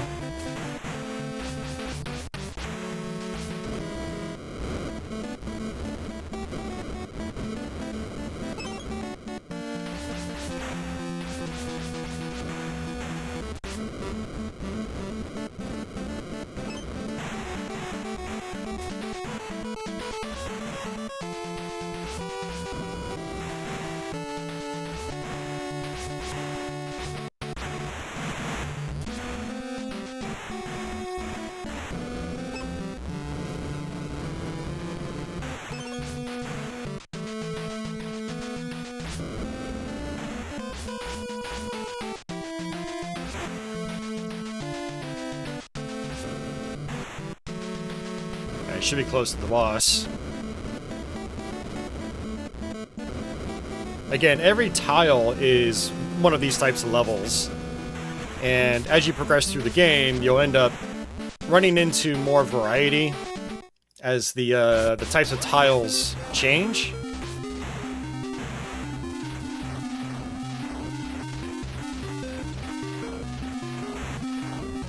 This guy is actually, you're way better off playing against him as Godzilla.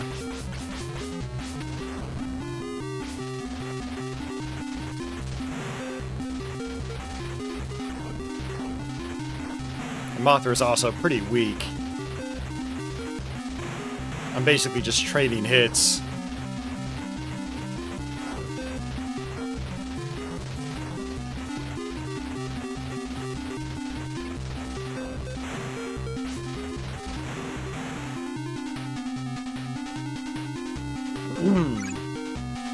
Alright, so I'll take Godzilla. Mogera.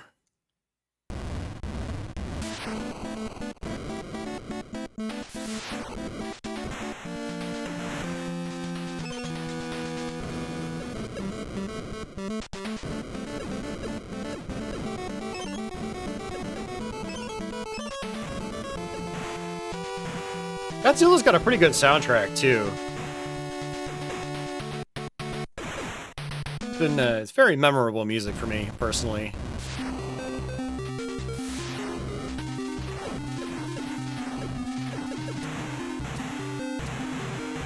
Holy crap.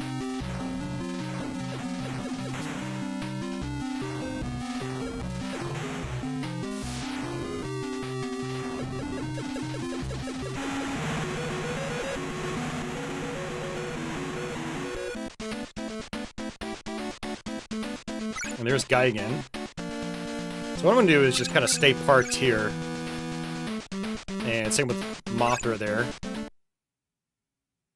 Alright, so this is Hedorah. Yeah, there's some enemies where, like, if you shoot them, you'll actually get hurt and get thrown backwards. So I want to avoid those weird, like, gray projectiles. This is the smog monster.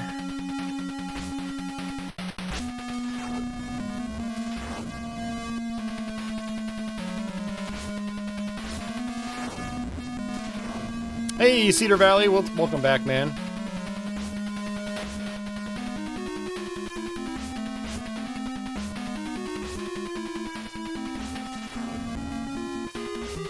Barely doing any damage here.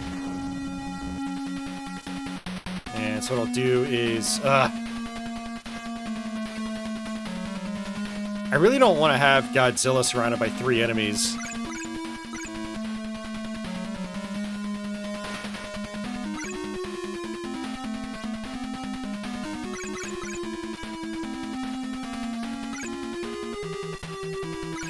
Yeah, Cedar Valley, it is very different. It was very different from anything else I owned as well.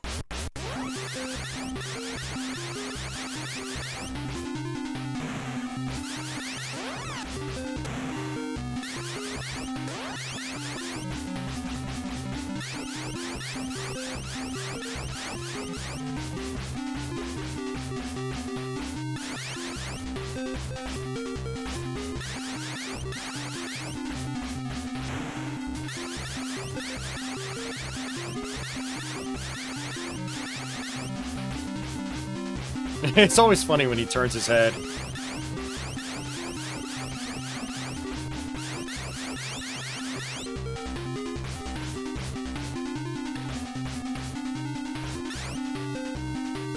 Alright, we're gonna do Godzilla.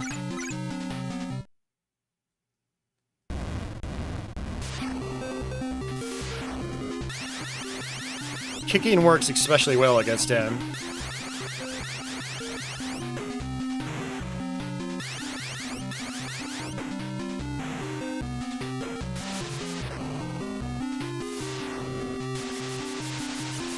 He's got me cornered.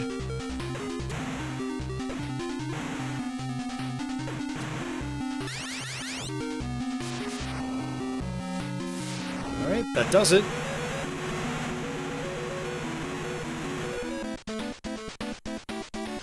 Alright, this is Gigan. Oh, he's going for Mothra. That's kind of bad. Shoot him at his neck. Hope he doesn't corner me.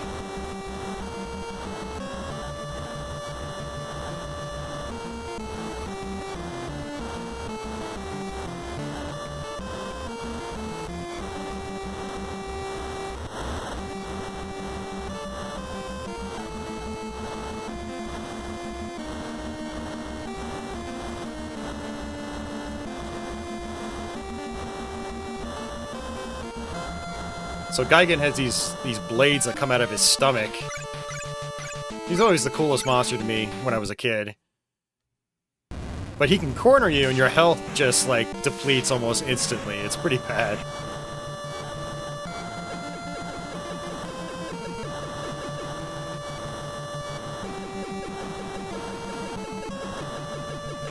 Yep, there they go. Ooh, okay, that was close. If he got me against the corner, my life would have depleted so fast. Alright, looks like Hedorah's doing Mothra again.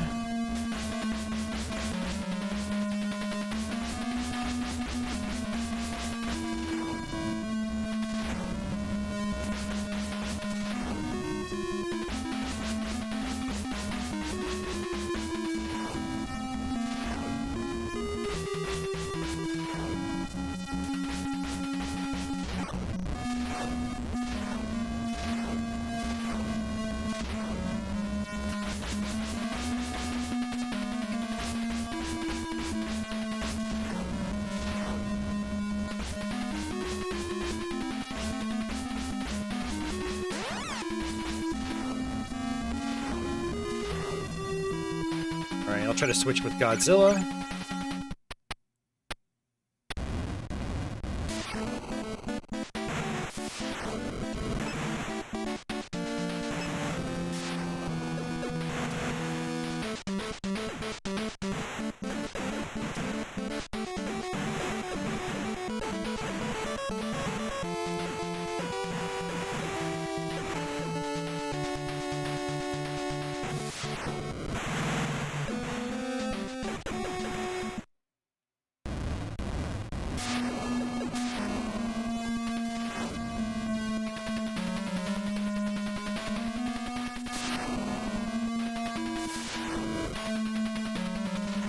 Hey, MD MiSTer, welcome back.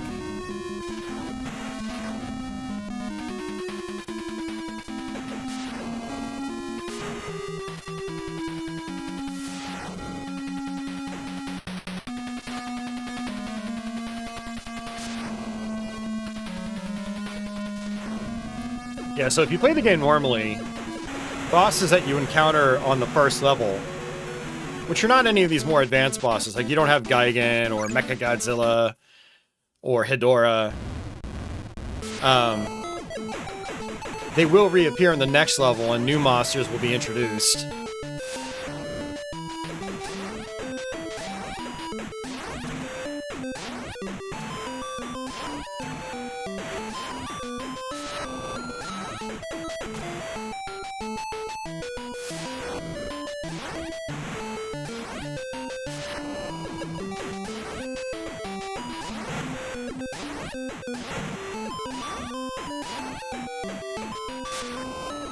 Yeah, when I'm in the air with Godzilla, I'm less likely to get knocked back. So jump kicking him is a pretty good strategy. Just gonna do it again.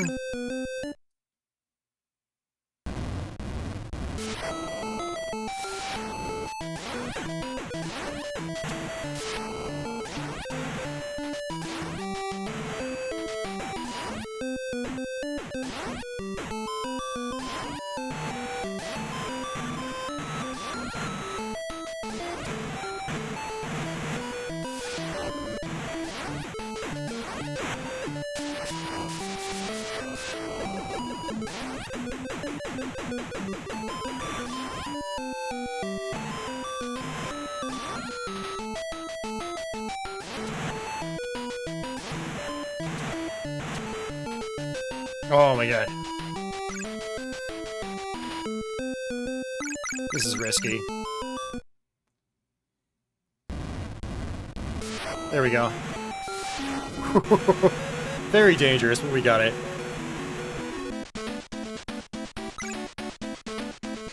Alright. So King Ghidorah is our last one. So my goal with Godzilla is just to get my health back.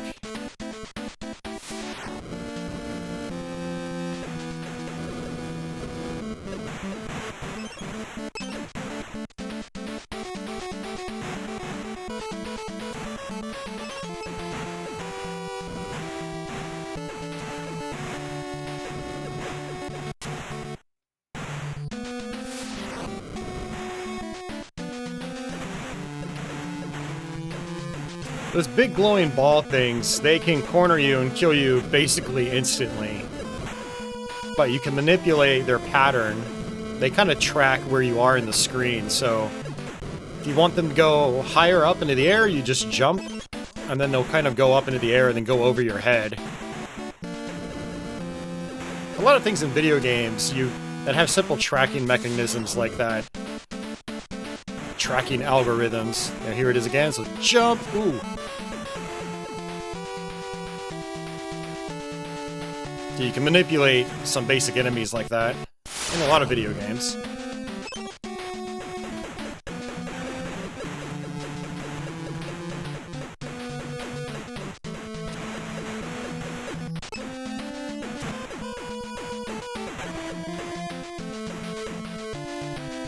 Alright, I'm gonna park Godzilla right there.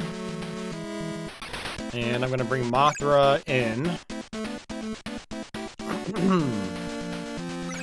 We'll have Godzilla and Mothra side by side.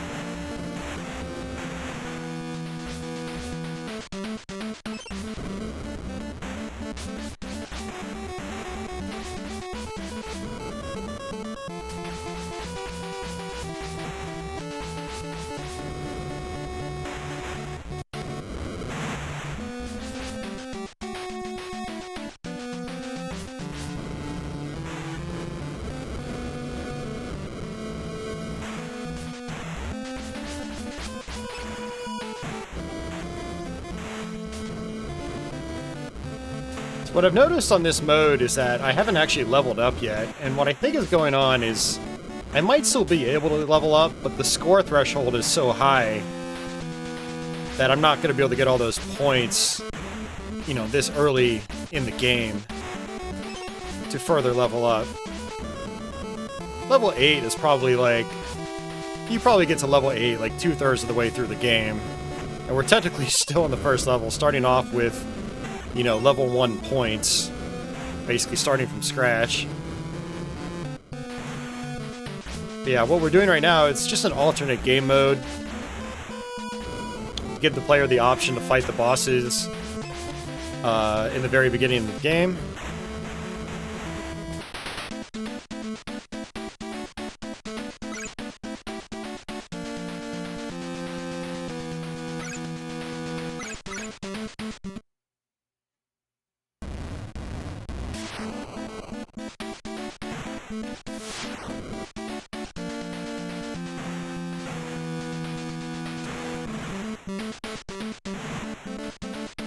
Alright, boss time.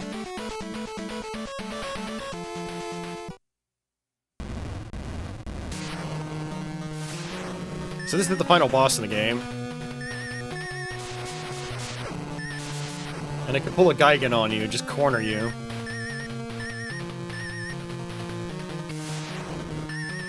But this is basically the big bad guy in the Godzilla franchise.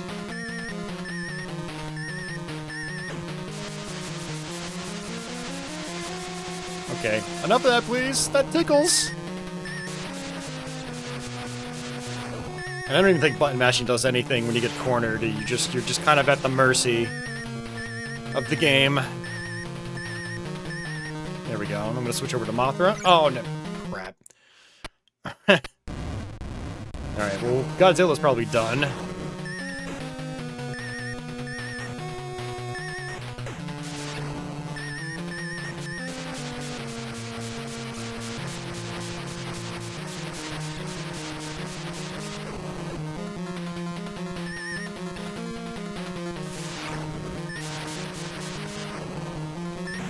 And Godzilla's dead.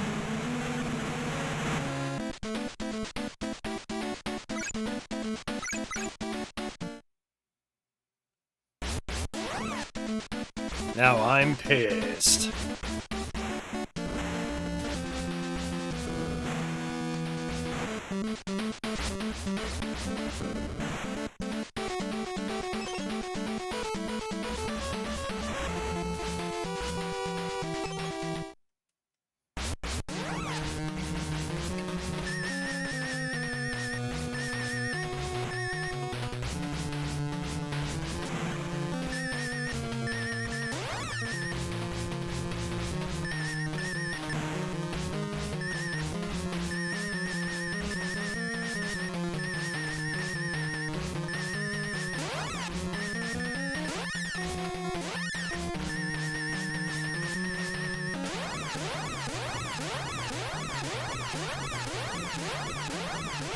Go back.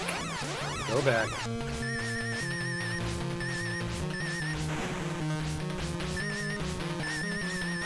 Alright, we got him. Whoa. So what you do on any map is you go to this end tile over here. And then once you're done with it, it'll allow you to exit the map.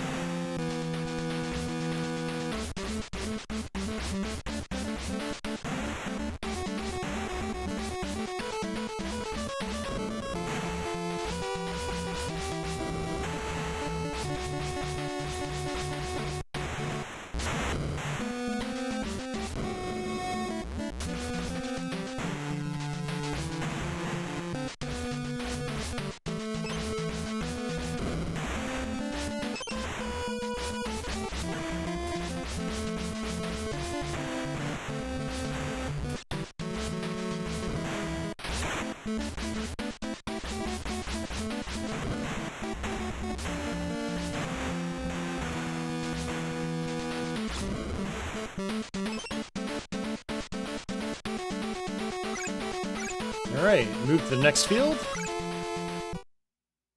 Mars. So Godzilla's back. but... Oh! Oh, interesting. It only does all the monsters on the first map. And then it goes back to the regular game. I did not know that. I thought you'd have to play all the monsters again and again and again, but... So yeah, it's a little cheat to play all the monsters on the first map. Just type in destroy all monsters. And your O is a 0 because there is no O. Destroy all monsters, I think, was one of the names of the movies in the super ridiculously long-running franchise. Alright, what I'm going to do is, I actually need to use the restroom real quick. So I'm going to do that, and then I'll change games, and I will be right back. Hey, DG, welcome back.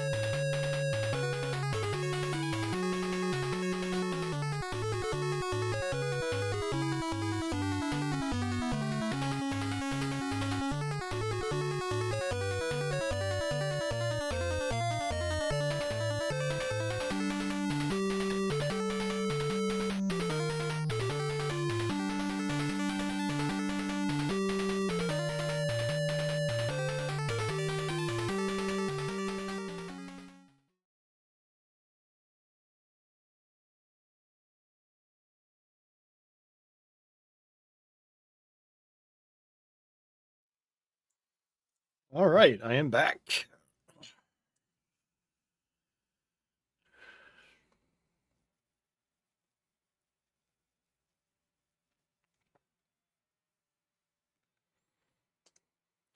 So I don't think you guys have seen me play this game much. I know a lot of you have requested it over and over again.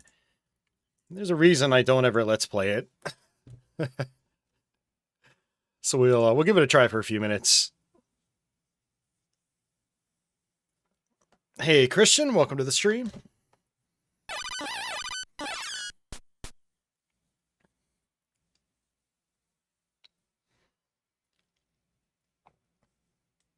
I see Office, I see DG out there.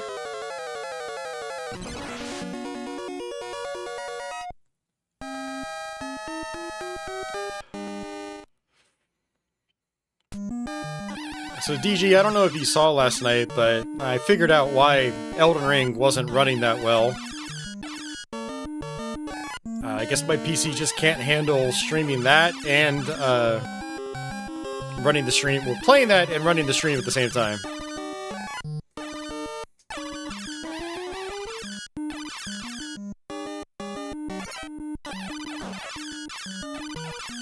Yeah, I closed out OBS and even closed out my web browser at the same time, and I went to play it and it was like a perfect 60 FPS, even on max settings on the DLC at the high resolution that my monitors support.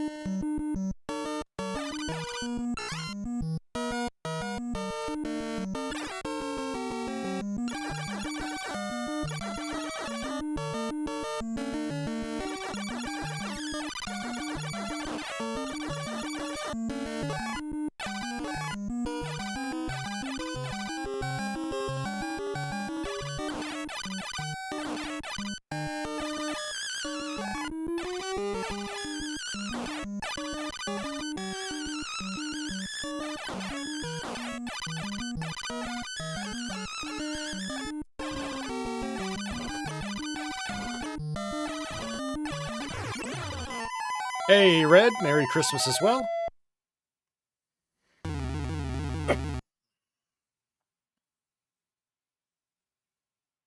You've been playing Ghosts and Goblins Resurrection. Very nice. That's a tough one.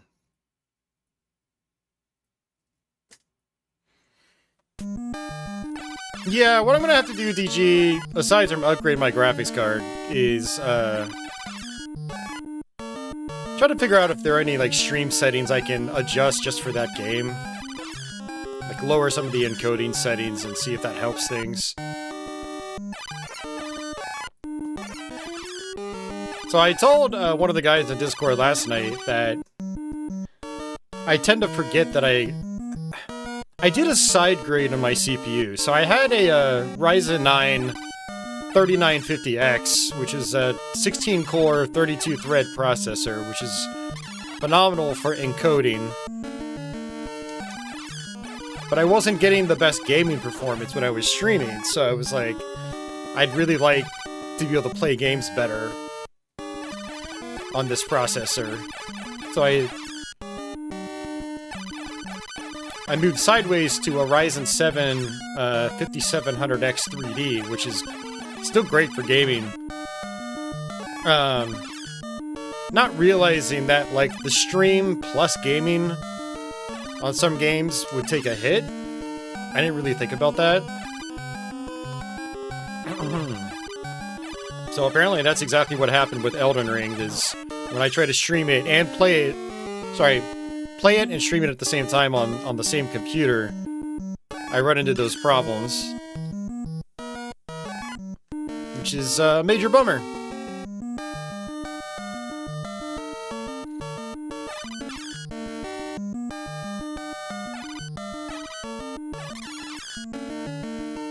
The problem is, new graphics cards are like stupidly expensive now.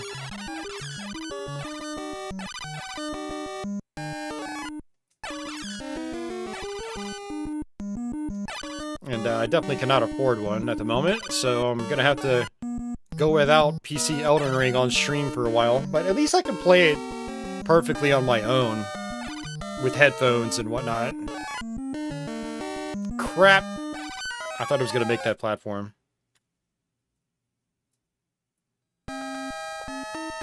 No, I don't want a separate stream PC, DG. I'd rather, I want to do it all in one. Trust me, I understand why people do it on a secondary one. And I used to do that.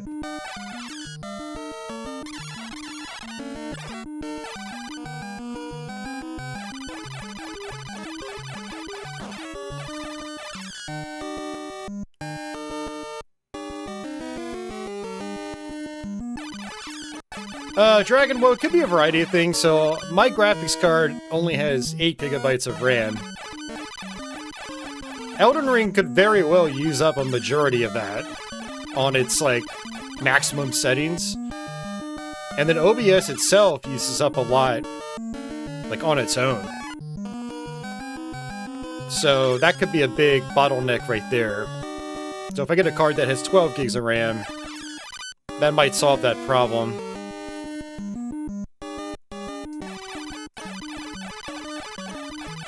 I actually have a hard time believing that it's a CPU bottleneck, because I have 8 cores, 16 threads, and a lot of these games are still just using like 1 or 2 cores or whatever. They're not using like your entire CPU capabilities.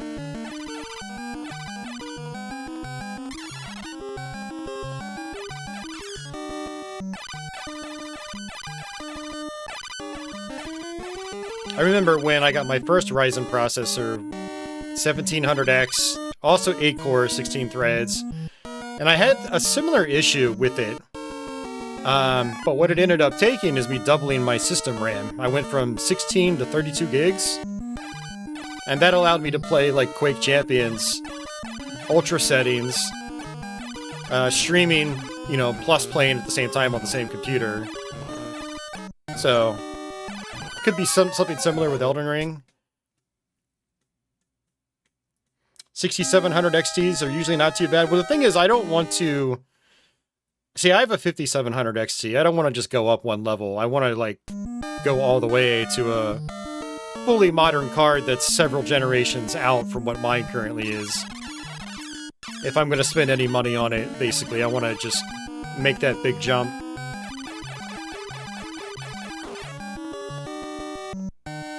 But I will say, I'm actually quite surprised by the 5700 XT. Like, it's able to run Elden Ring at, like, 2560 by 1600 or something like that.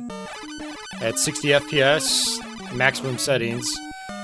So, that's pretty sweet. The card is still holding its own. It's, you know, the card's 4 years old now.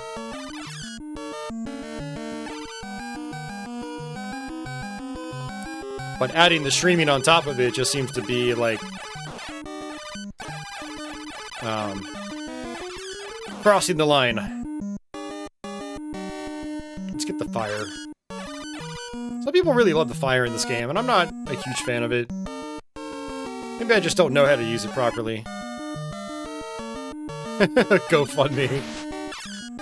Nah, I mean, people already do channel memberships and Patreon and stuff like that. I'd feel really weird doing, like, a GoFundMe.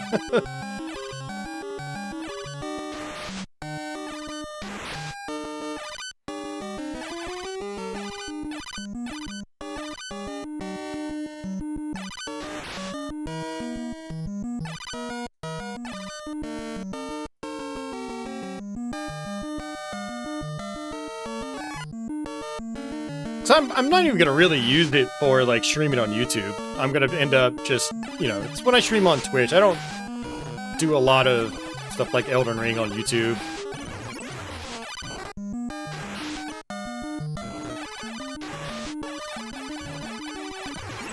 And I guess I can see why people use the fire. Like, enemies can land on it, like, when it flames up, so that's pretty useful. DG will donate if I set up a GoFundMe. How many thousands of dollars do I need now for a top-of-the-line graphics card?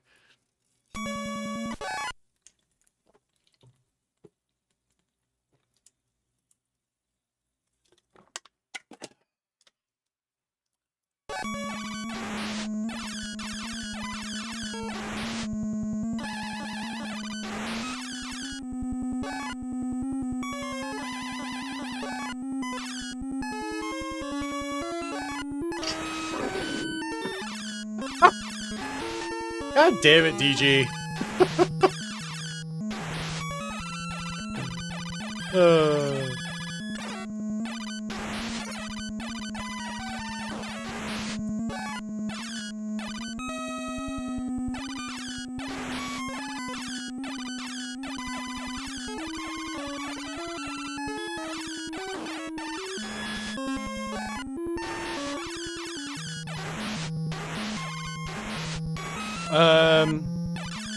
I believe it was the GeForce 2070s that were most similar to a PS5 GPU.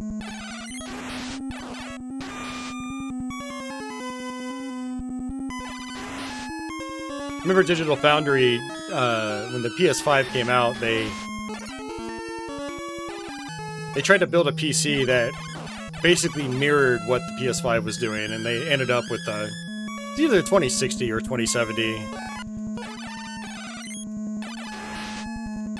But I also have a 5700. I have a 5700 XT. That's a slight step above the 57.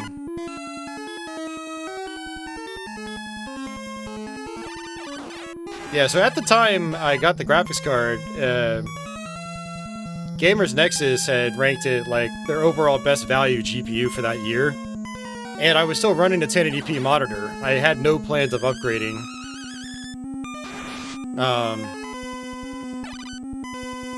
So I was like, I'm gonna be on these monitors for a while. Well, bad turn of events happened early this year. My dad passed away. And I ended up taking his PC monitors, which are 27 inches, 1600p. Kind of an unconventional resolution and size. So now I'm driving screens with higher resolutions with the same graphics card that it was meant for 1080p. So that's kind of like where I think I screwed myself. Elden Ring generally was fine streaming and playing at the same time when I was only driving 1080p monitors. But now I'm driving 1600p monitors, which is a big increase. So... yeah, so Vince says, I'm still at 1080p with the 1600 or 1660 Ti, like it's 2016. Oh, I thought you meant you were on, okay, a monitor that would do 1600p, but doing 1080p on it. Okay. Yeah, that's fine. I mean, like, I was totally... 1080p still looks really good on a 1080p monitor.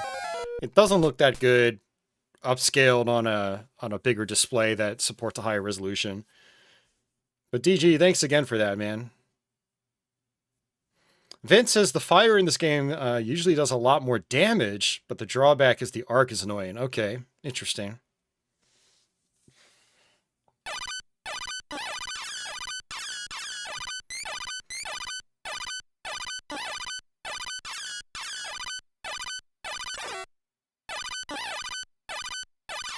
The AMD equivalent of a 3050?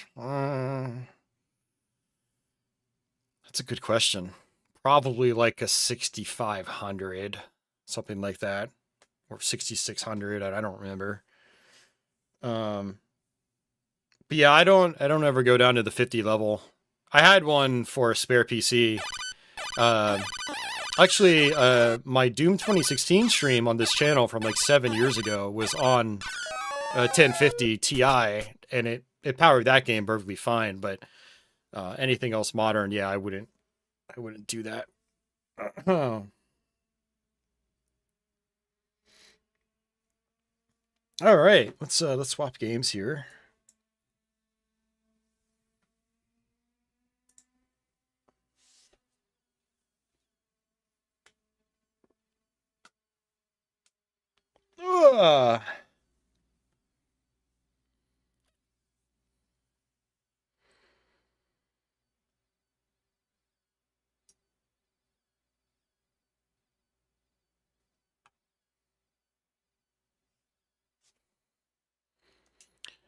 Yeah, I actually like Ghosts and Goblins on NES. I have a major soft spot for it. My mom screamed at me one day. It was probably like 93, 94 maybe. I don't remember. I was obsessed with this game. I'd seen it in arcades. It was always one of my favorites in arcades. And I traded in like 10 or 15 cartridges just to get this one game. And she found out, and considering she was the one that bought me most of my games at the time, she freaked the hell out. I'll never forget that day. Eventually she let it go, but yeah, I understand now as an adult why she was angry, because, you know, parents were paying 30, 40, 50 plus dollars for each game. And then you, as a kid, you go trade them in for $2 a pop because that's what they're worth by that point.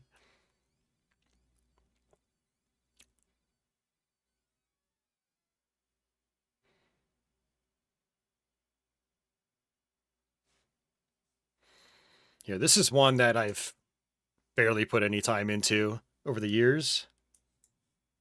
And so I'm not very good at it.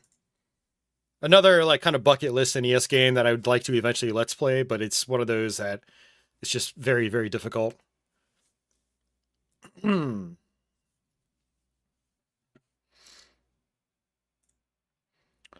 As far as GPUs, I would probably end up going AMD again. I've done AMD for a long time, and it's nice having a driver package that is, I don't need a separate graphics driver. It's like they just bundle their CPU and chipset and graphics drivers together nowadays. So I feel like that's kind of having both in the same ecosystem is a good thing. But I don't know. I've got a long time to think about it. I'm not going to be upgrading my graphics card anytime soon. I don't have the money for that. So I'm just going to have to live with, playing Elden Ring off stream or resorting to like playing it on the Xbox Series X, which is still an improvement over playing it on my PC while streaming at the same time. So it's complicated.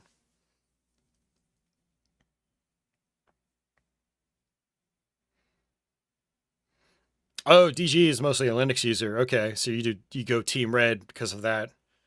NVIDIA's Linux drivers aren't very good. Interesting. I didn't know that.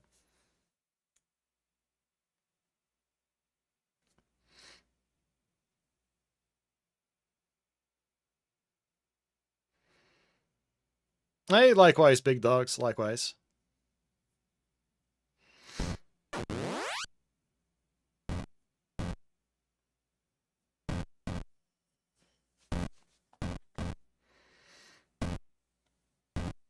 Hey, Andy. I am glad you love Metal Storm so much, Andy. I wish I loved Metal Storm so much. To me, it's just another video game. A cool video game. But it's a video game.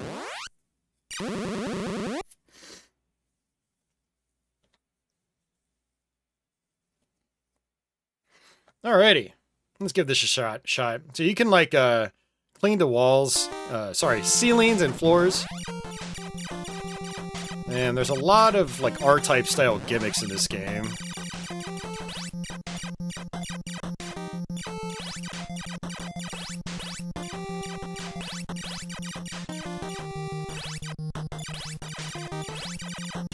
It is by the same company after all.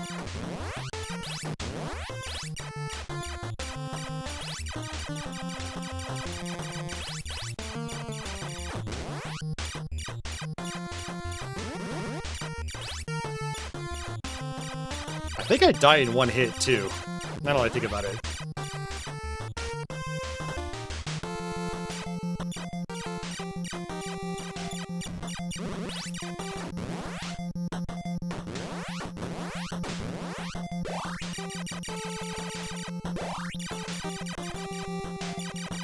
Okay, have no idea what any of those do. Oh, okay.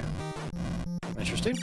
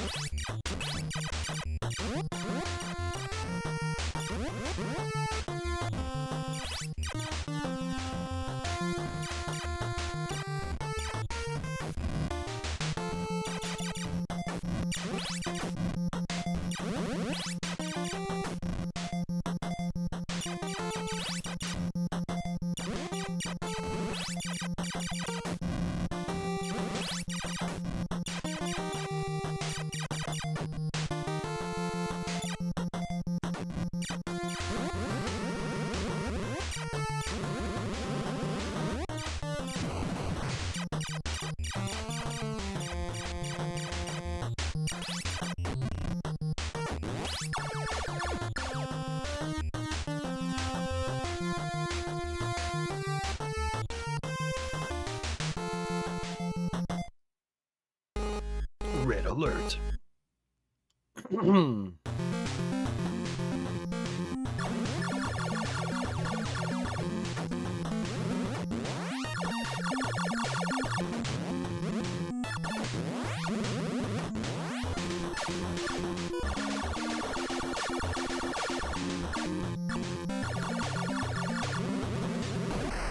Sweet. Yeah, Society. I had the Nintendo Power issue with this. Yeah, so I remember their coverage of it, but I didn't know a single person that had the game. I was actually quite surprised that it didn't seem to sell that well, given the Nintendo Power coverage. It was like, if you were featured on Nintendo Power's front cover, like, you always sold well. But I guess late in the NES cycle, that wasn't always the case. Ah, shit.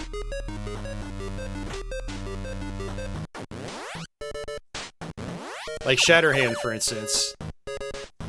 I don't think that sold very well either, which is why it's more of an expensive title now. But that was also a front page cover game. I think I played that on our last NES Variety stream. That was fun. I love that game. Yeah, I do remember these levels. I did make it a few levels in a long time ago.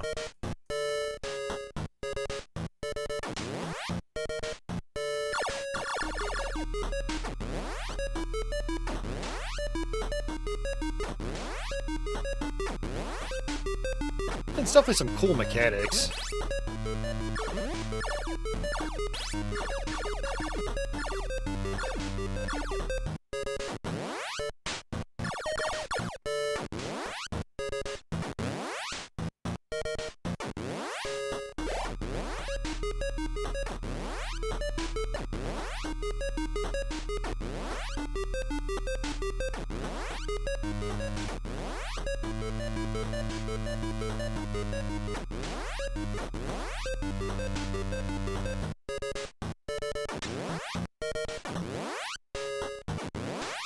Nah, had to try it.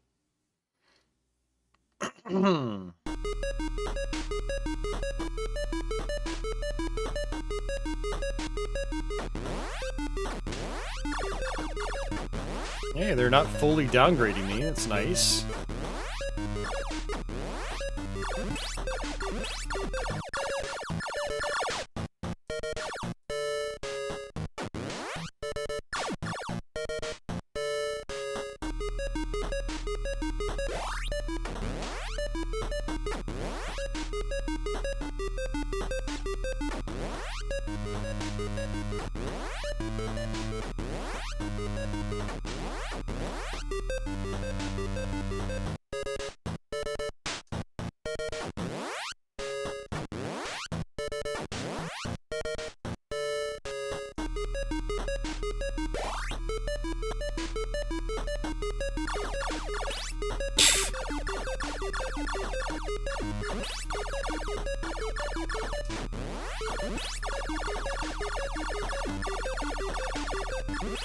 Oh, come on.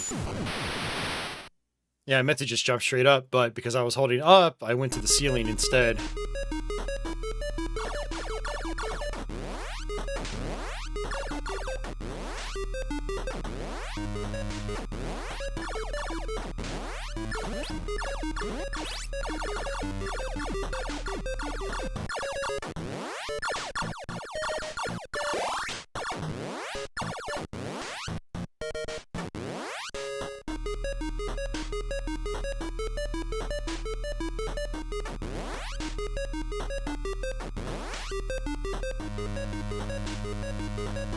Nope, not gonna work.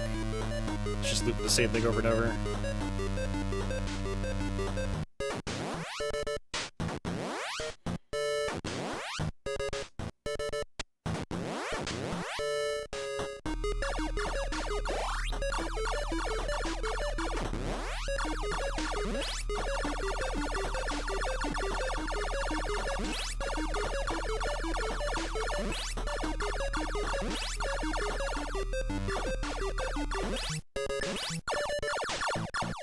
Nice.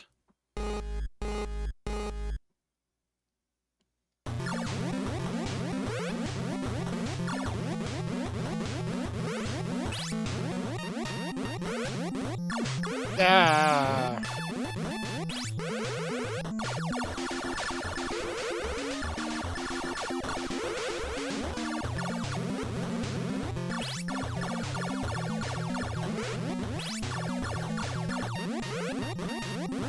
I'm so smart. Hop for joy. Yay. Yeah, grade A cheese. It's good to know, though. You could actually just run up and kill one right away, and then just use the cheese.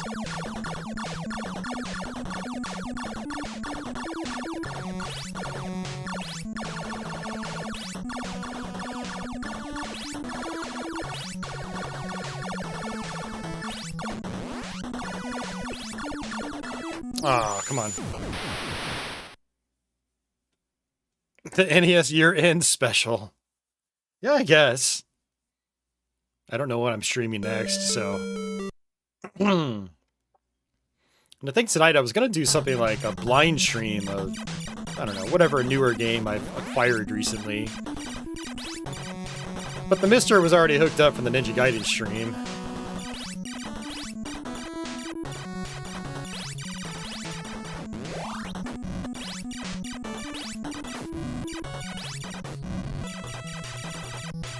A little bit of a shield.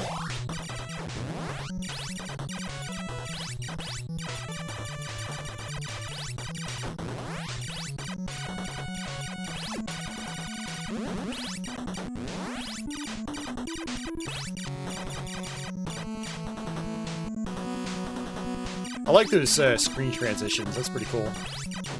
Not a lot of NES games did it like that.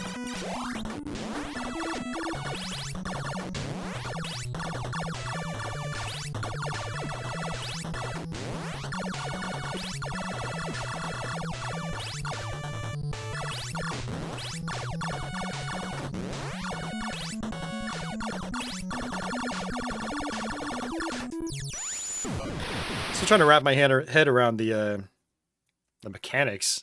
A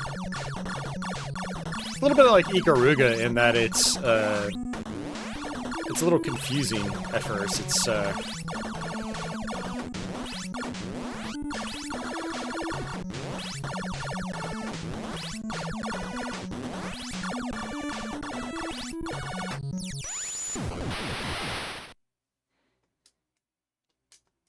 guess I have to do like a little baby jump. Yeah, that's what I have to do.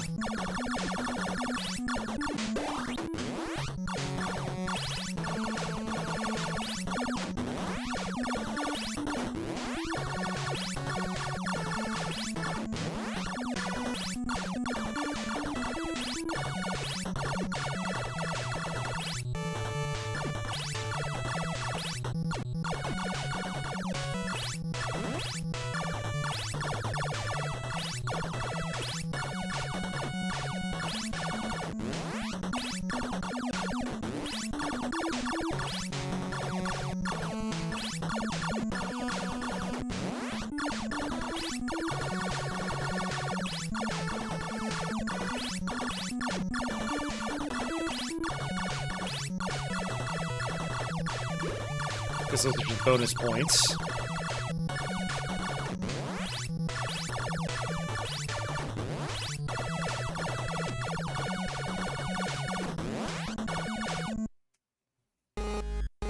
I'm trying to think if I made it this far before.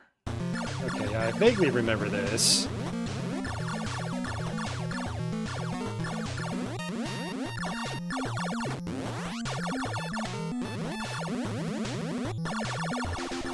Yeah, the R-type style bosses are what's probably the coolest part about this game to me.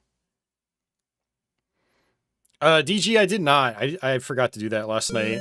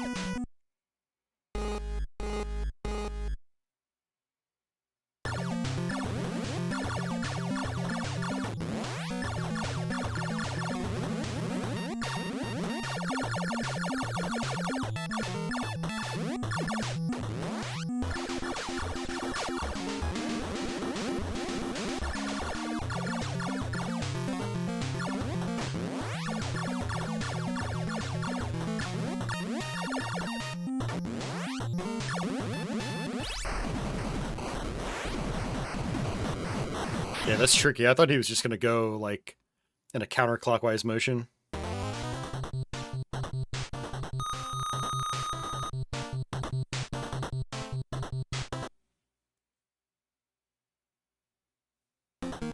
Okay, I remember this level too. I got here a long time ago. Oops. Probably almost out of continues. I think you get limited continues in this game. Maybe?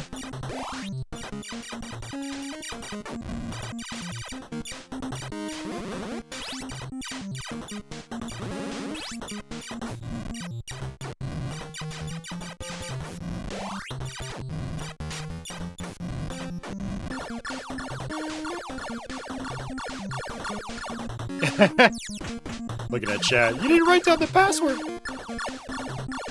That's right, there are passwords, aren't there?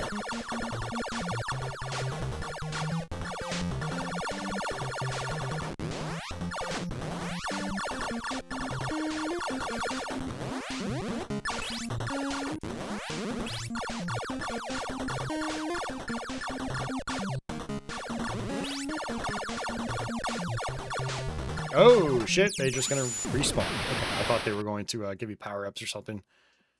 Whoops.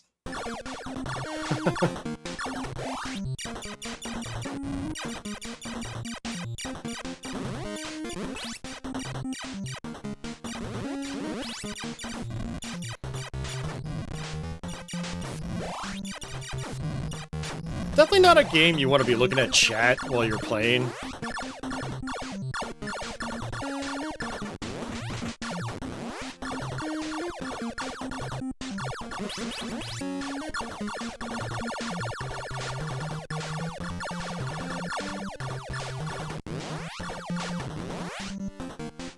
Really like the animation on your dude.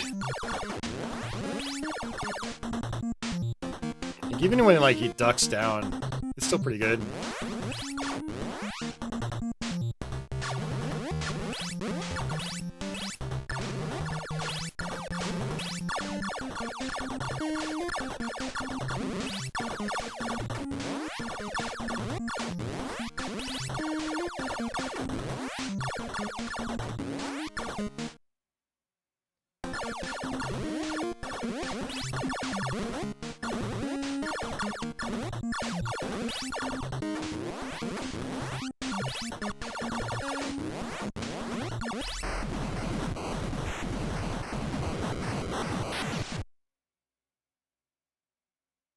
That can't be the boss. Yeah, I was gonna say. That was way too easy.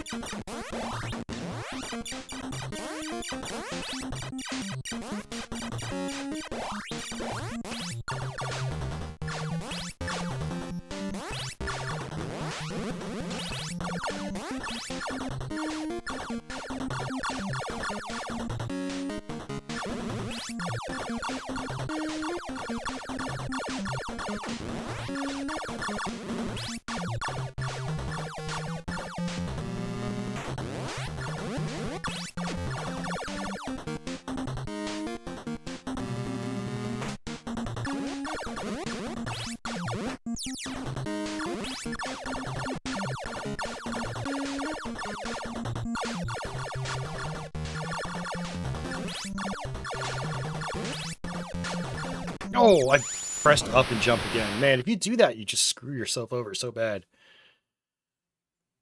It's still letting me continue. Might as well.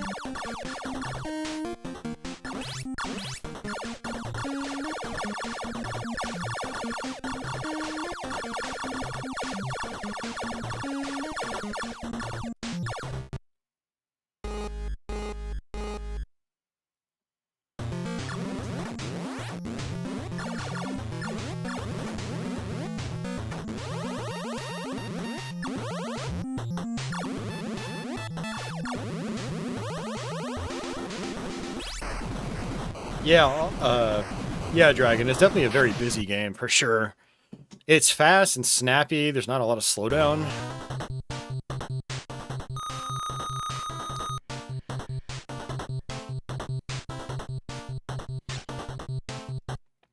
Alright, stage 5. Wonder how many stages are in this game.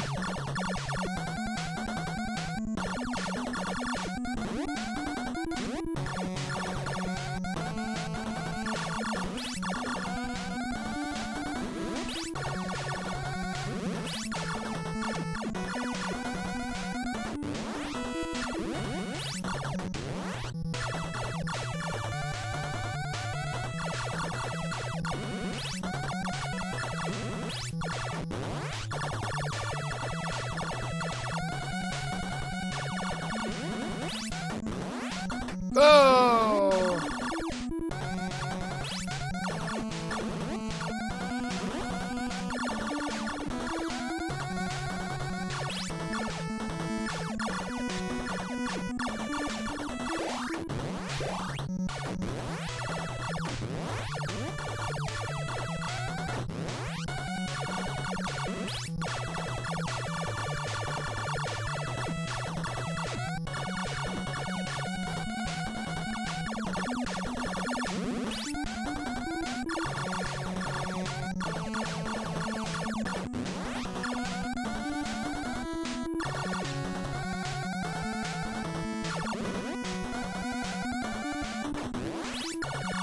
Okay.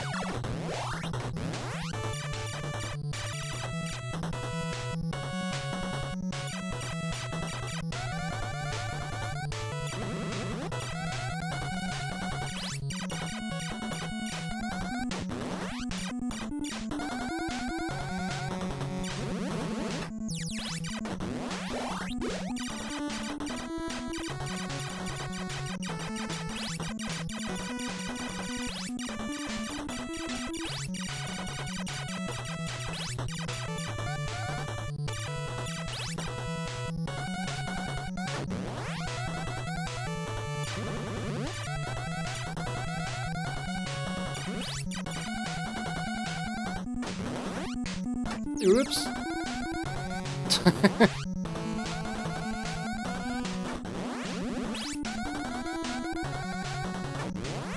Shit, I knew that was gonna happen. Society says it would be a definite save state kind of game for me.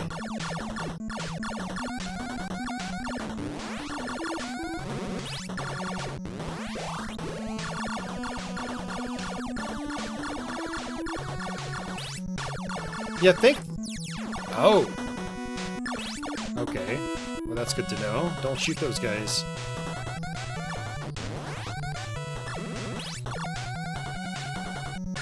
Thankfully, the levels are short enough to where, like, I don't think I would need save states to get through it. At least not on the default difficulty.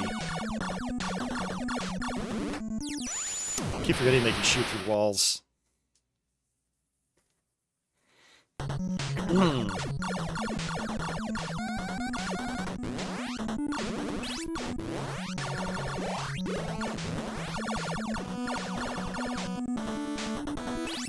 damn it!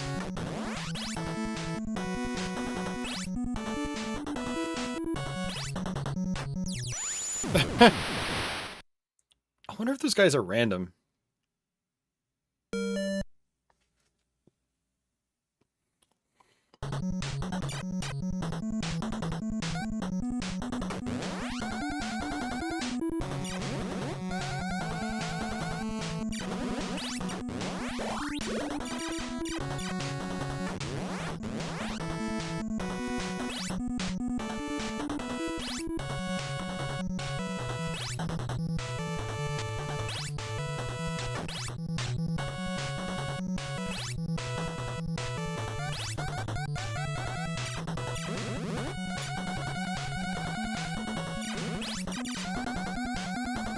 No, doesn't work for that.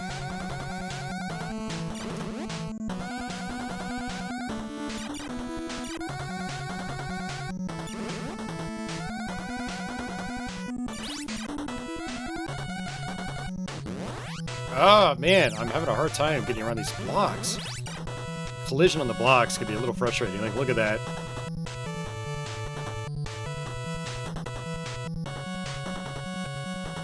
Yeah, that's rough. Yeah.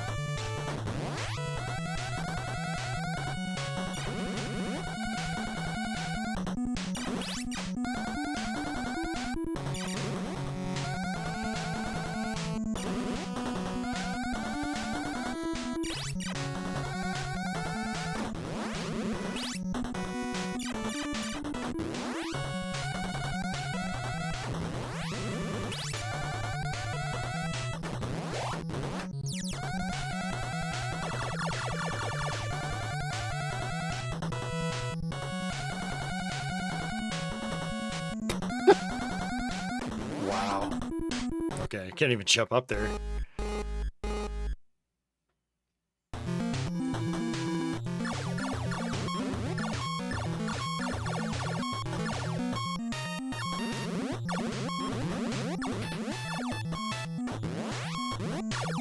Oops. I meant to press down and jump, but I did not.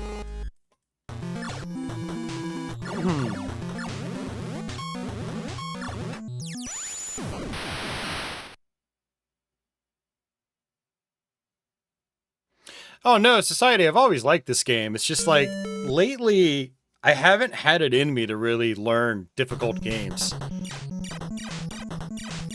You know, a lot of my Let's Plays in the last probably 2 years have been like pretty easy games. At least games that are easy to me. Like Tailspin and Jaws and stuff I've already Let's Played 1,000 times before.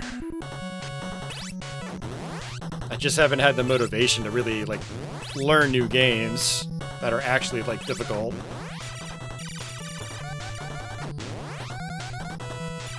And I know it probably wouldn't really be that hard for me to learn this game.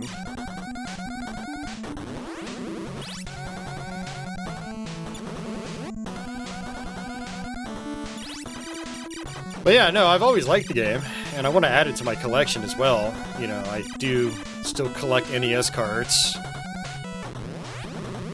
But it's one of those games that's like 80 to 100 bucks or something like that.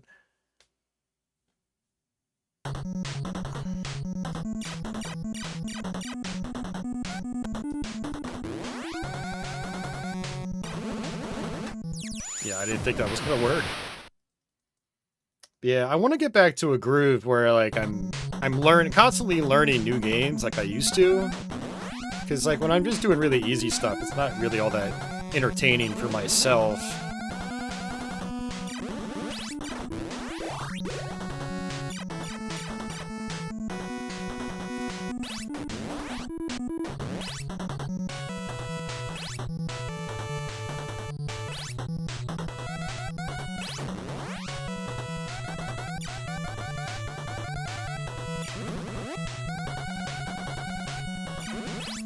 This is also one of the things, too, where it'd probably be a lot easier if I got here, like, fully upgraded. Better firepower.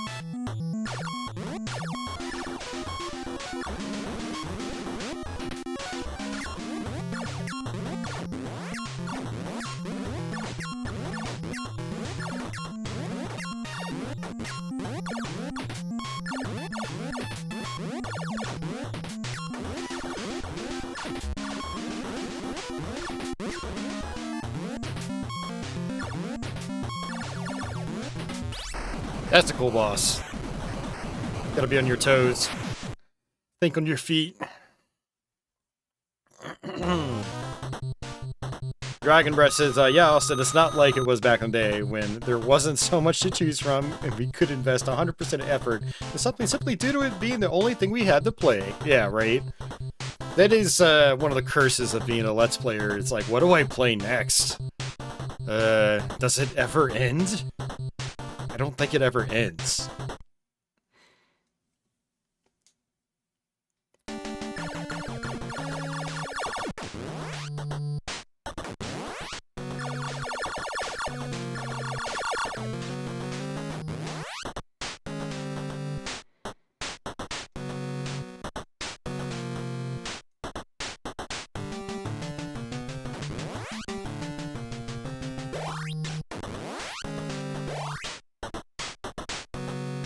Oh, that's cool. It just loops around. Alright.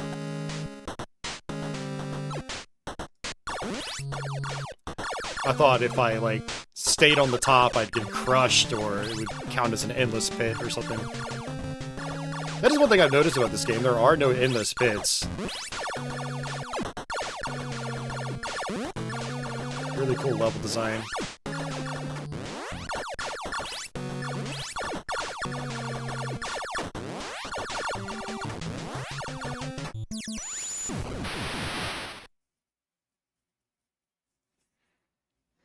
Yeah, no, absolutely, Don.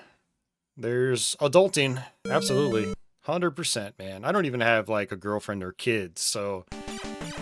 and I still have to adult. It's, yeah, being an adult is a lot of work. Working, paying bills, you know, all that stuff.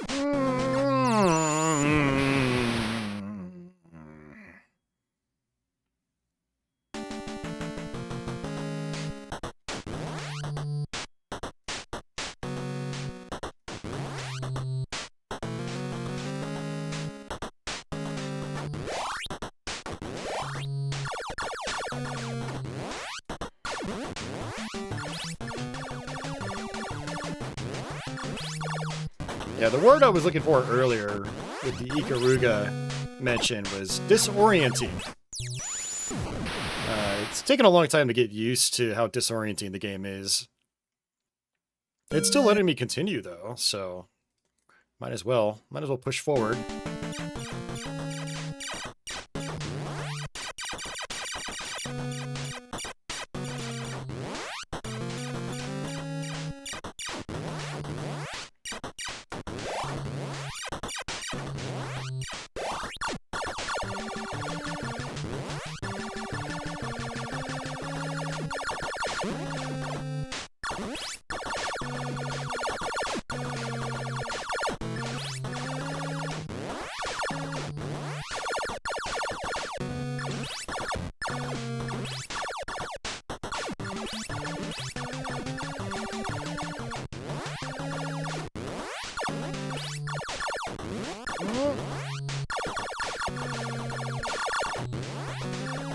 Okay.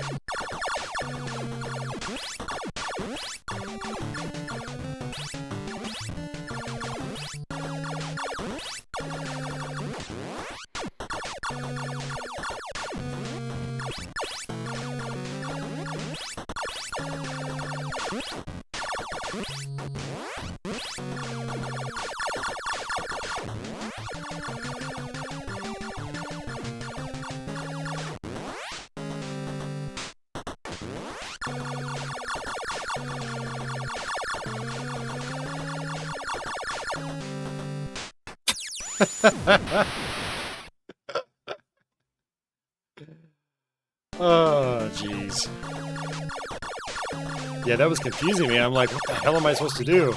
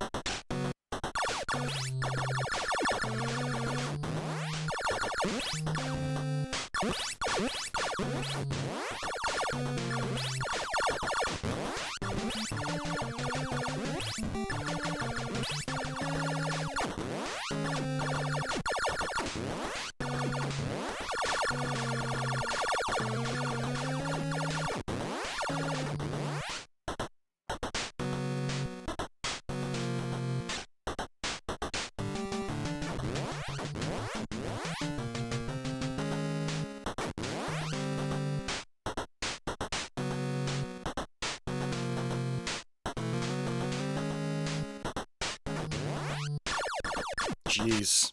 Yeah. Wow. What a level.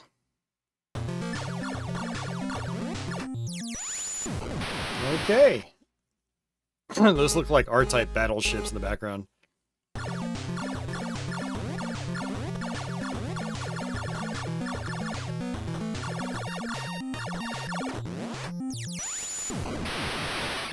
wonder if I can sit on like the underside of them.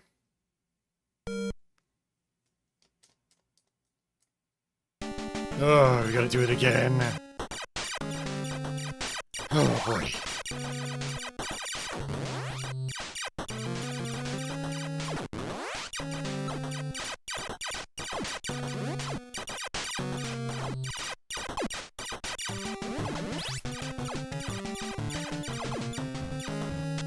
With no firepower upgrades.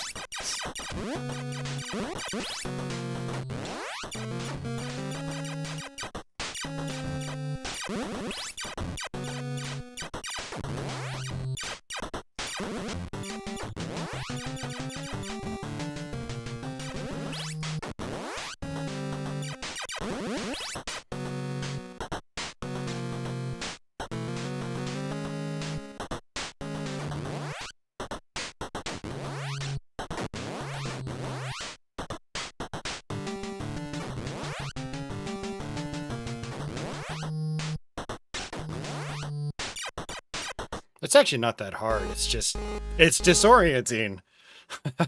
That's it. Okay, I can. Nope.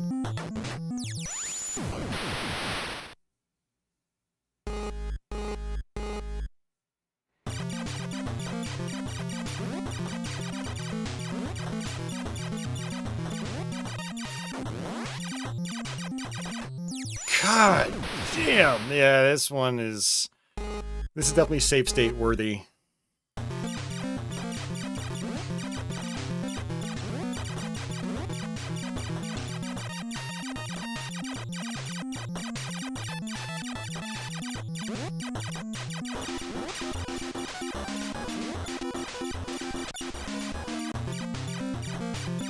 There's a cool boss though.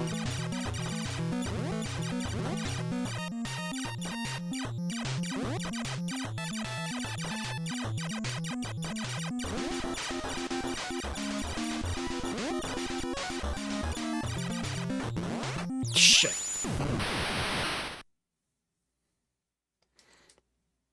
I found the pattern, but I wish I had better firepower.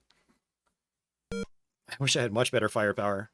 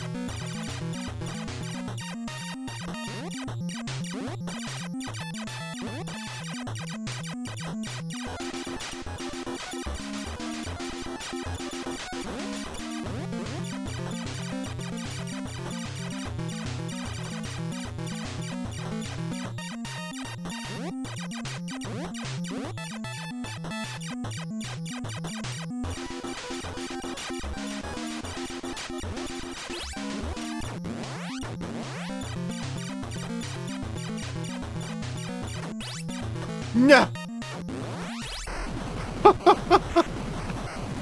Wow, what a boss. That is pretty insane, especially for an NES game. Ugh. Yeah, I didn't realize that they had little doors that opened up. It's hard to see without the flicker. And that's the weak spot.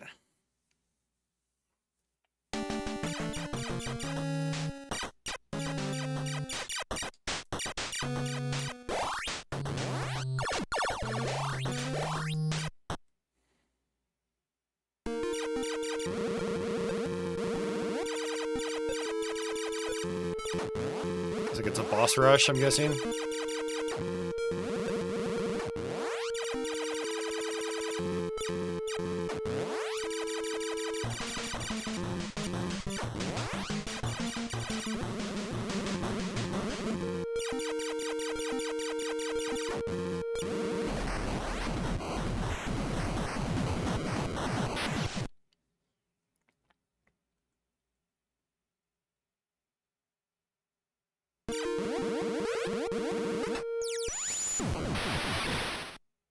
Can't use my little exploit.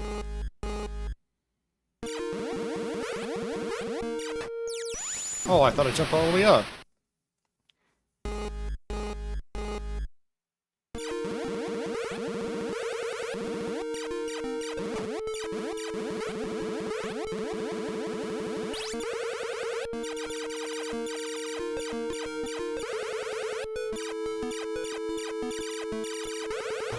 Nope, no freebies for me.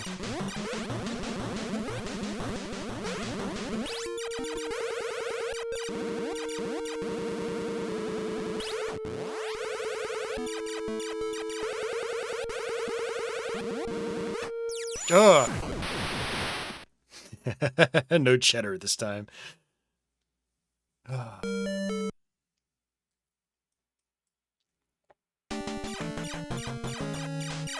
I need my cheddar.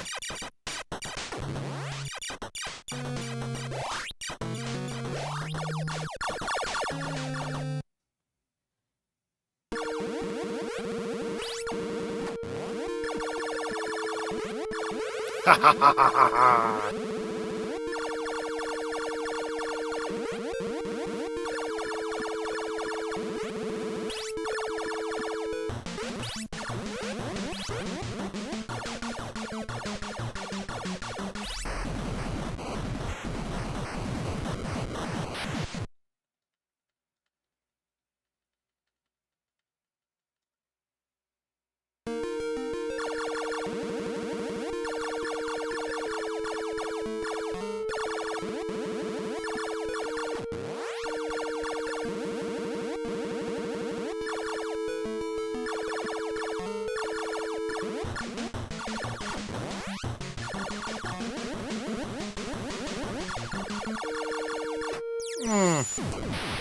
Yeah, so it looks like he has a weak spot as well that opens and closes. It feels like. Yeah, when he starts moving.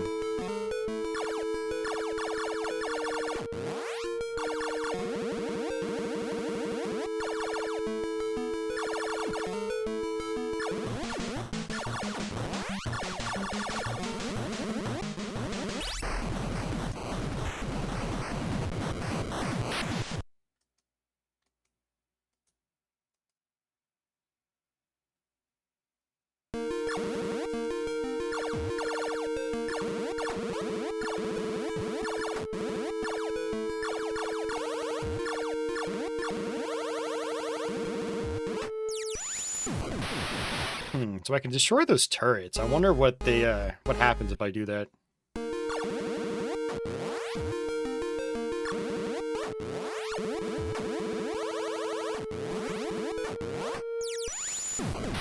Man, how do you do this like with one hit is just, it's pretty rough.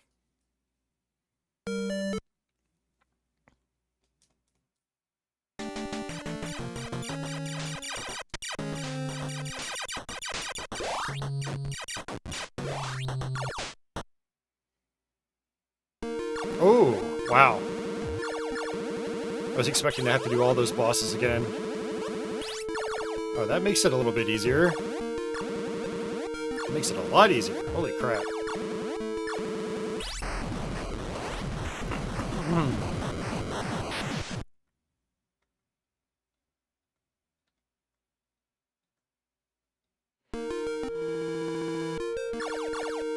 This is probably my favorite boss so far.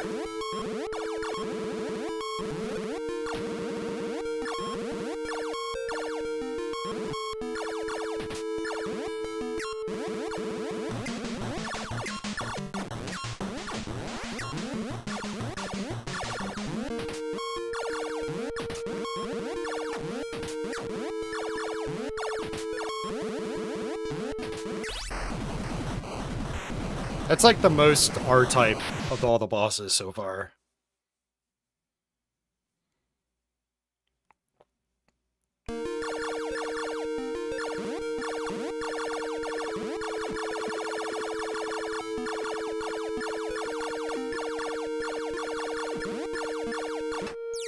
Ugh.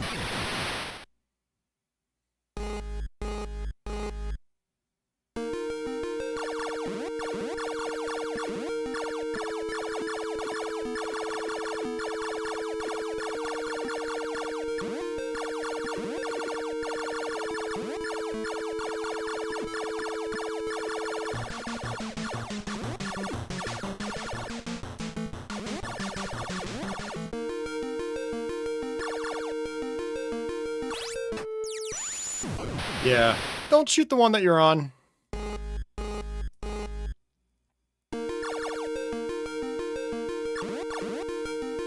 I mean, at least not when it's red.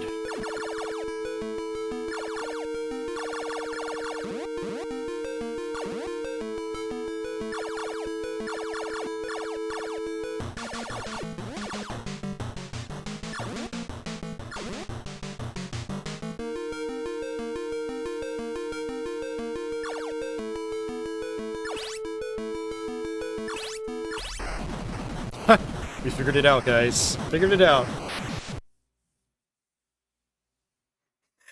3 green alien sewing machines. Why are they such a problem?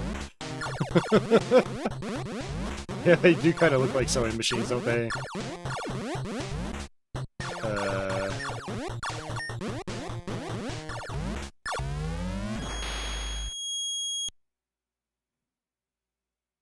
Oh, was that just an easy last boss? Like in...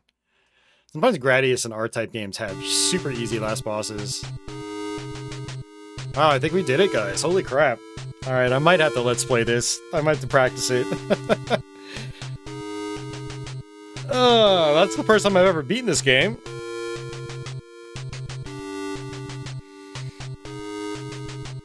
Yeah, it's a pretty damn good game. I'm not gonna lie, it's definitely up there on NES.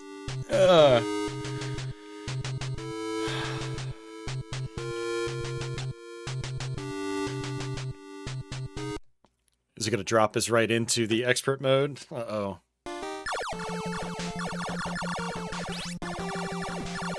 I've got just enough time for at least one more NES game, so I'm thinking I should probably switch over. But I'm just... Okay, that's new enemies already.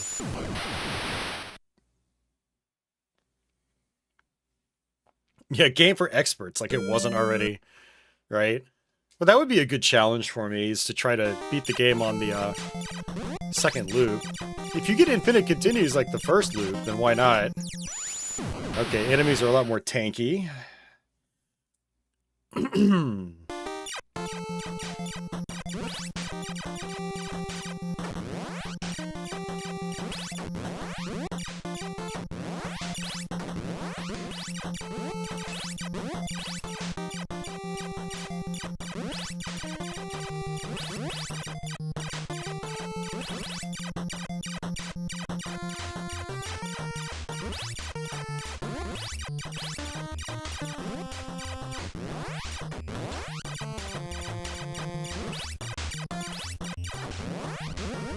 Bleh.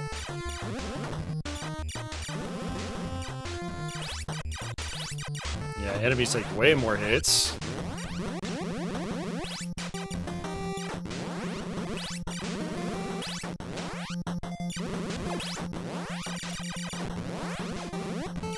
Bleh. Yeah, there's definitely a lot more going on. I'd say the thing that makes it the most difficult, though, is the fact that enemies take so many hits now.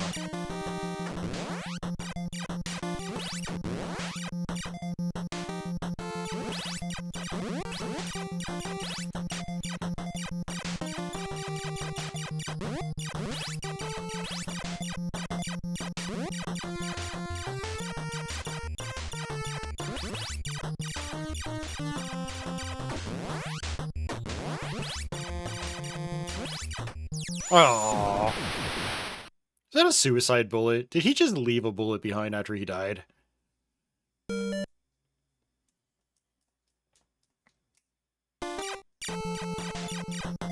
Very few NES games I can think of have bullets like that. Like, if any.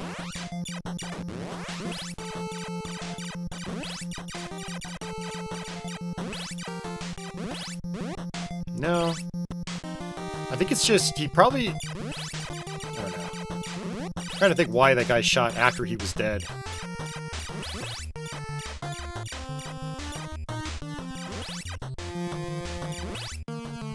Okay, he just shot before I killed him, that's all. Alright. What? Do they just keep respawning? They might keep respawning.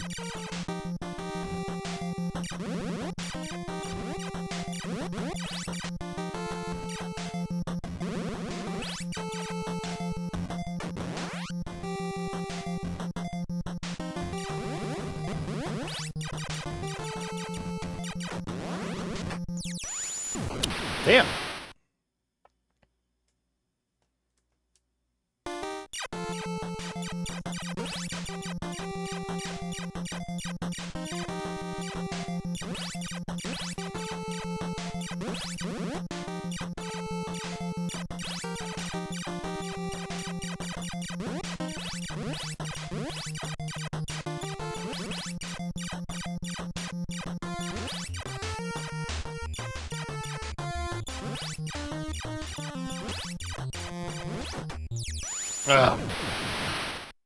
That was my fault because I held up while I jumped. I'm just, for some reason, used to doing that in some games. I don't know why. Maybe it's just a bad habit I got into over the years from maybe playing too many Euro platformers. Zol 2.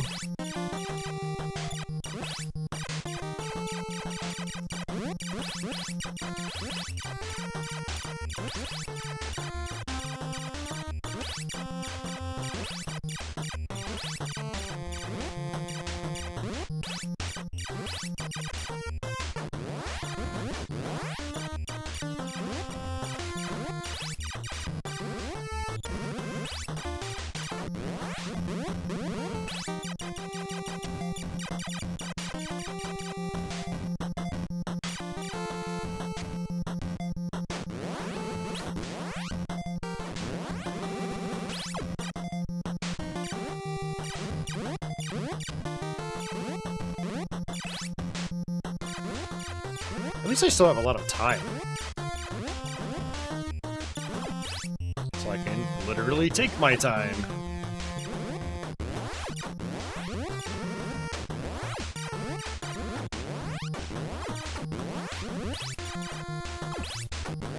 Hey! Okay.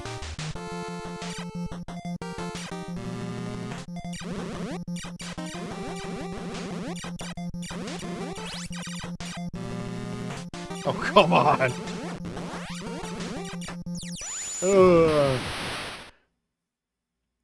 Brian says, I just got the C64 Mini for Christmas. Brings me back to when I was, I think, 5 years old when I had the full version. Nice, man. Alright, well that was cool. Definitely gives me a taste of loop number 2. But I just realized there were no power-ups in that first screen. Interesting. Yeah, pretty sweet game. I'm glad I finished that for the first time. I will definitely have to revisit it. I'll add it to my list of things to do, and I'll try to do a Let's Play of it. Let's see. Where is it? So it's almost 8:40. I don't have all the time in the world. I got to be out of here in about 15 minutes. So I'm trying to think of something I can play that's pretty short.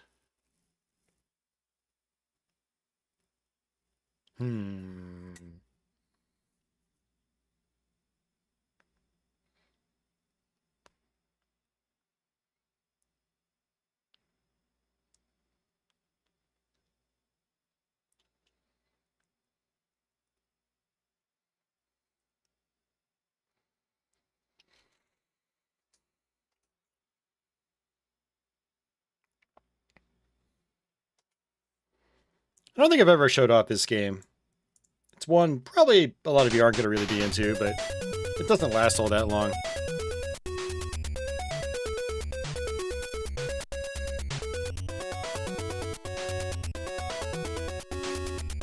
But yeah, this is a pinball game.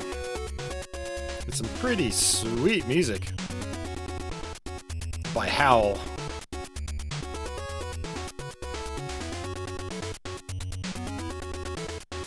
That's right, Nintendo actually published this one. Like they did for most of the HAL release games, if not all. Yeah, HAL worked very closely with Nintendo back in the day. And then they basically became Nintendo.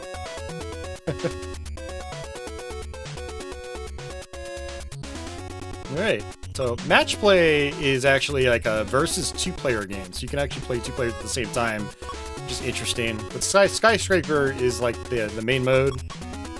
These are 4 players, but you take turns, like on a real pinball machine.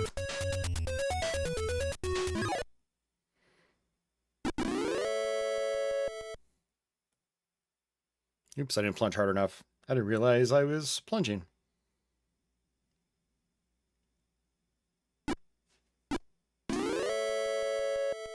Alright, there we go.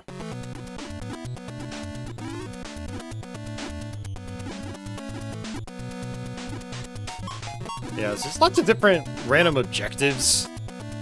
It's something where, like, you'd probably have to read the instruction manual to really figure them out. But you have multiple playfield levels.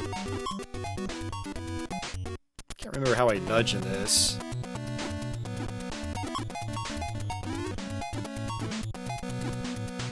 Okay. It's kind of like these two are sort of like your middle floors. You can go back up.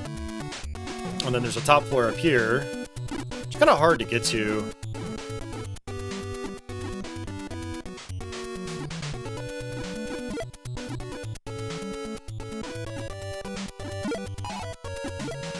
Try to like roll over all these letters. Maybe I have to go for the K first because it's blinking.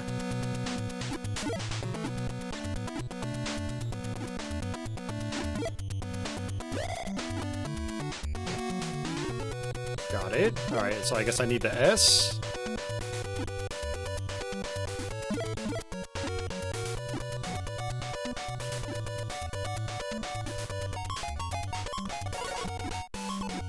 I just spelled howl.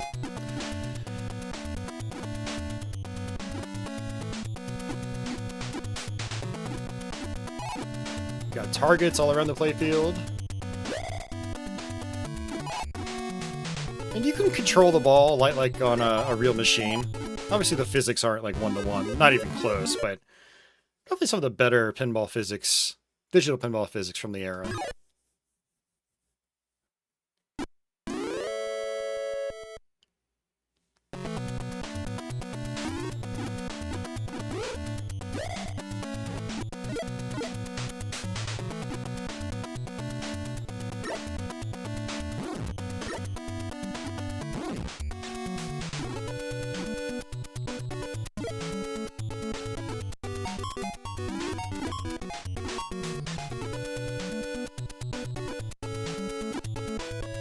By making it around that horseshoe, it does the slot machine in the middle, kind of like the original NES pinball.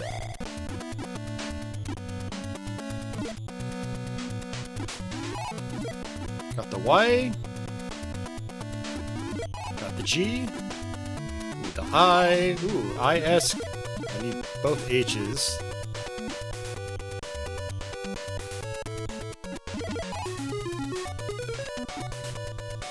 And it says I can lock a ball for multi-ball. I think there is a multi-ball in this.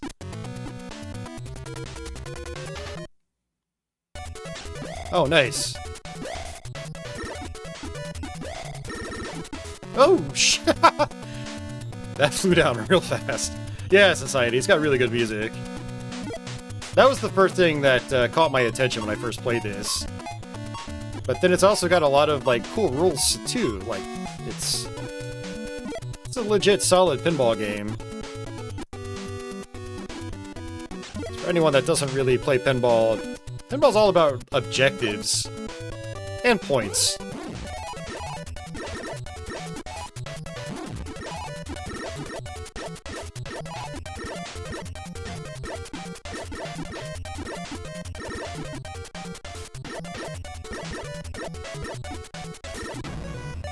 Oh, you can destroy them. Oh, that's super cool.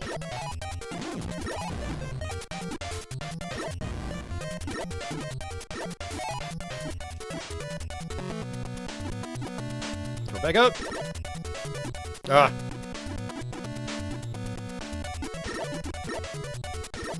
Oh! Stop dropping back down.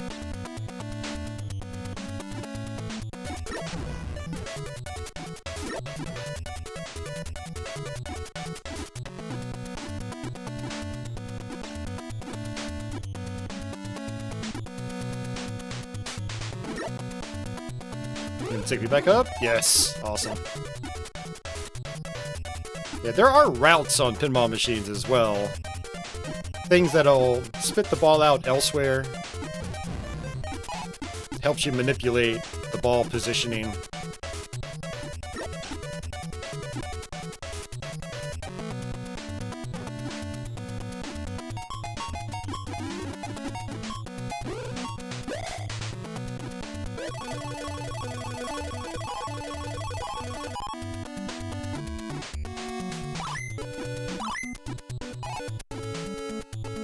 Up.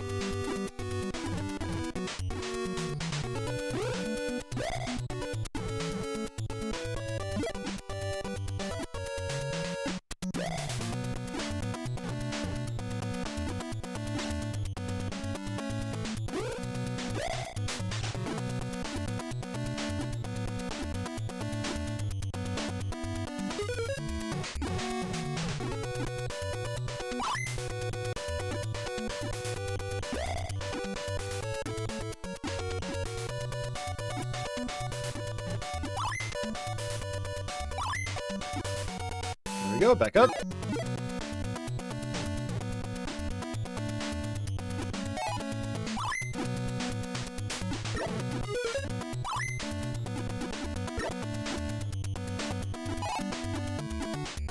All right, this is where things get dangerous.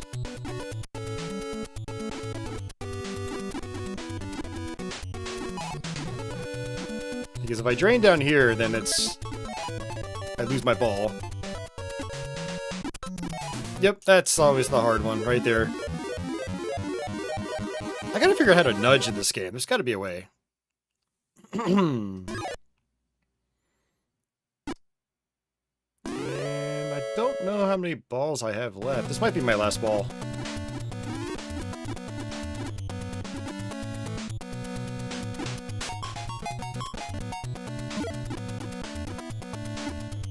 This is Rollerball. It's a pinball game by Hal. Ooh, triple cherries. What's that do?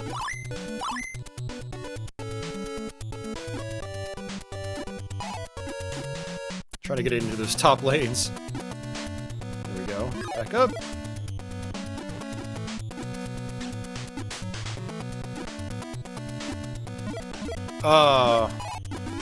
I didn't finish the balloons. Or the pop-uppers.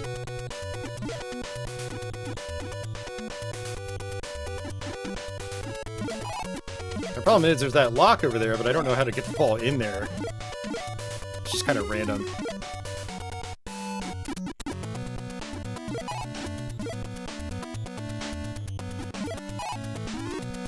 Kind of just hit it and hope for the best. Oh, there we go. Okay.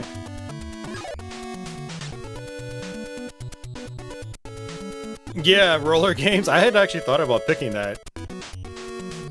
I don't remember if I've shown it off. I know I've played it on Twitch a little bit. That's one of those games I wanted to try to Let's Play eventually. It's kind of cool. Very difficult. Very memorization heavy.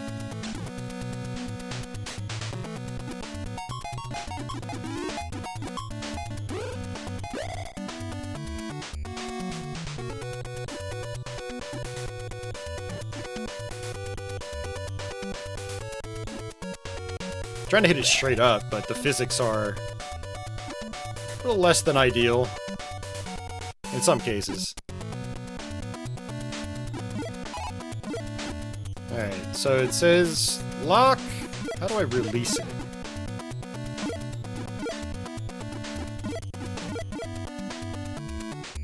Try to get it up into that middle hole, I guess.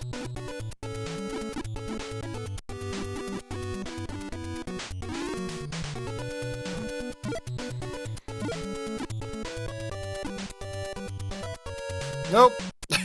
Thought the ball was gonna stop. Just wants to keep rolling. We keep rolling, rolling, rolling, rolling.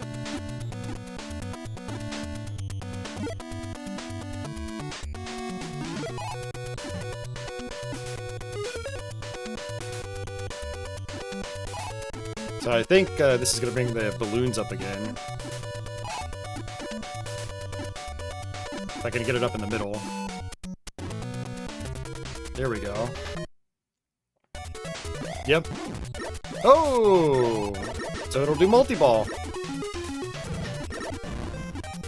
Interesting. I guess it just pauses the second ball.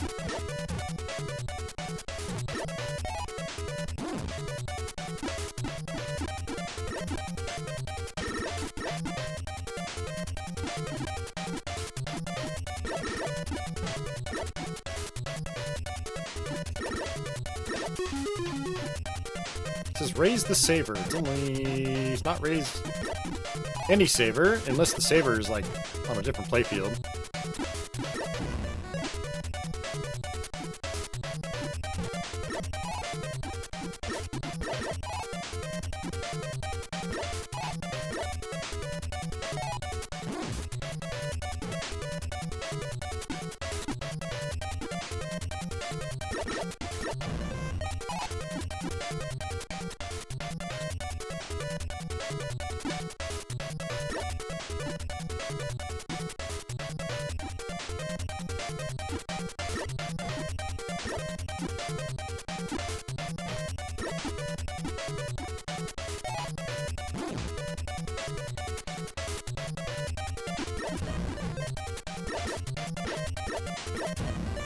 One more.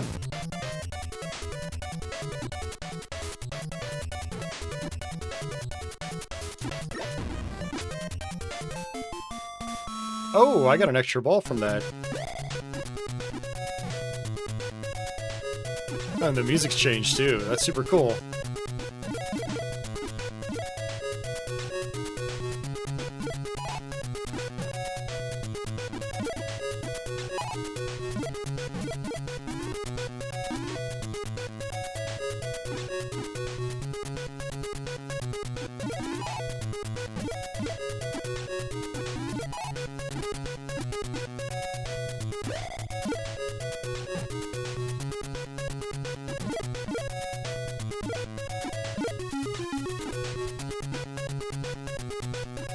Got the G.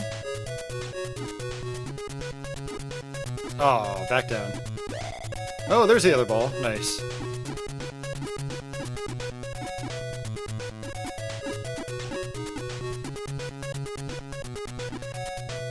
Oh man, Dragon, I've been playing Metroid Prime Pinball again lately. It's so good. I honestly feel that's like the best digital pinball game ever made. It still feels like video pinball, but it's got like realistic physics, great animation, great soundtrack, great rules.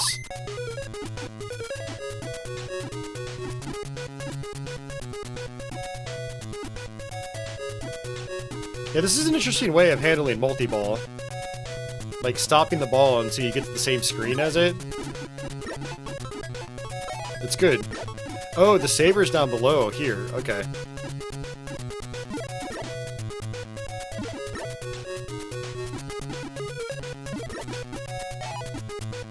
So, some of you guys might have been noticing me doing certain types of techniques. This is what we do on real pinball machines, where we, sometimes you don't flip, which will bounce the ball to the other flipper. It's about trying to get the ball under control, and because pinball is random, but it's about trying to apply as much skill as possible to control that randomness.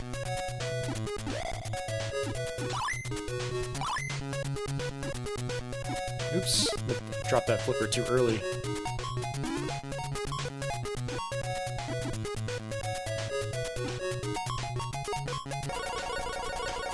Oh wow, oh that collects, that's pretty good reward, collect bonus. Bonus is something that is given to you at the end of all your, at the end of each ball, and the longer you play and the more stuff you do, the bigger that bonus collect can be. And a lot of games will let you collect it in the game itself without draining. And that's what the right set of top lanes does. I mean, it says it right there, but I wasn't even paying attention.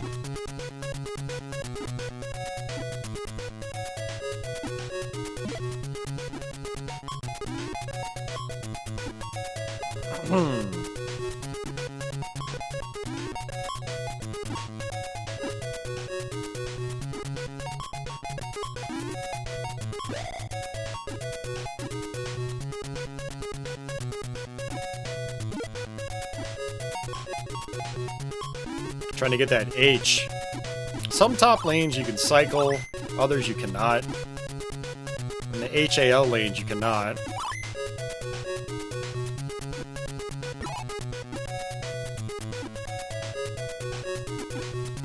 Oh, okay, that's fine.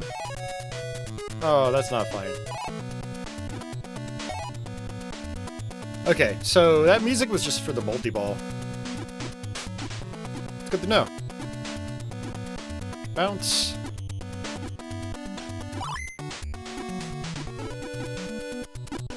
Ah.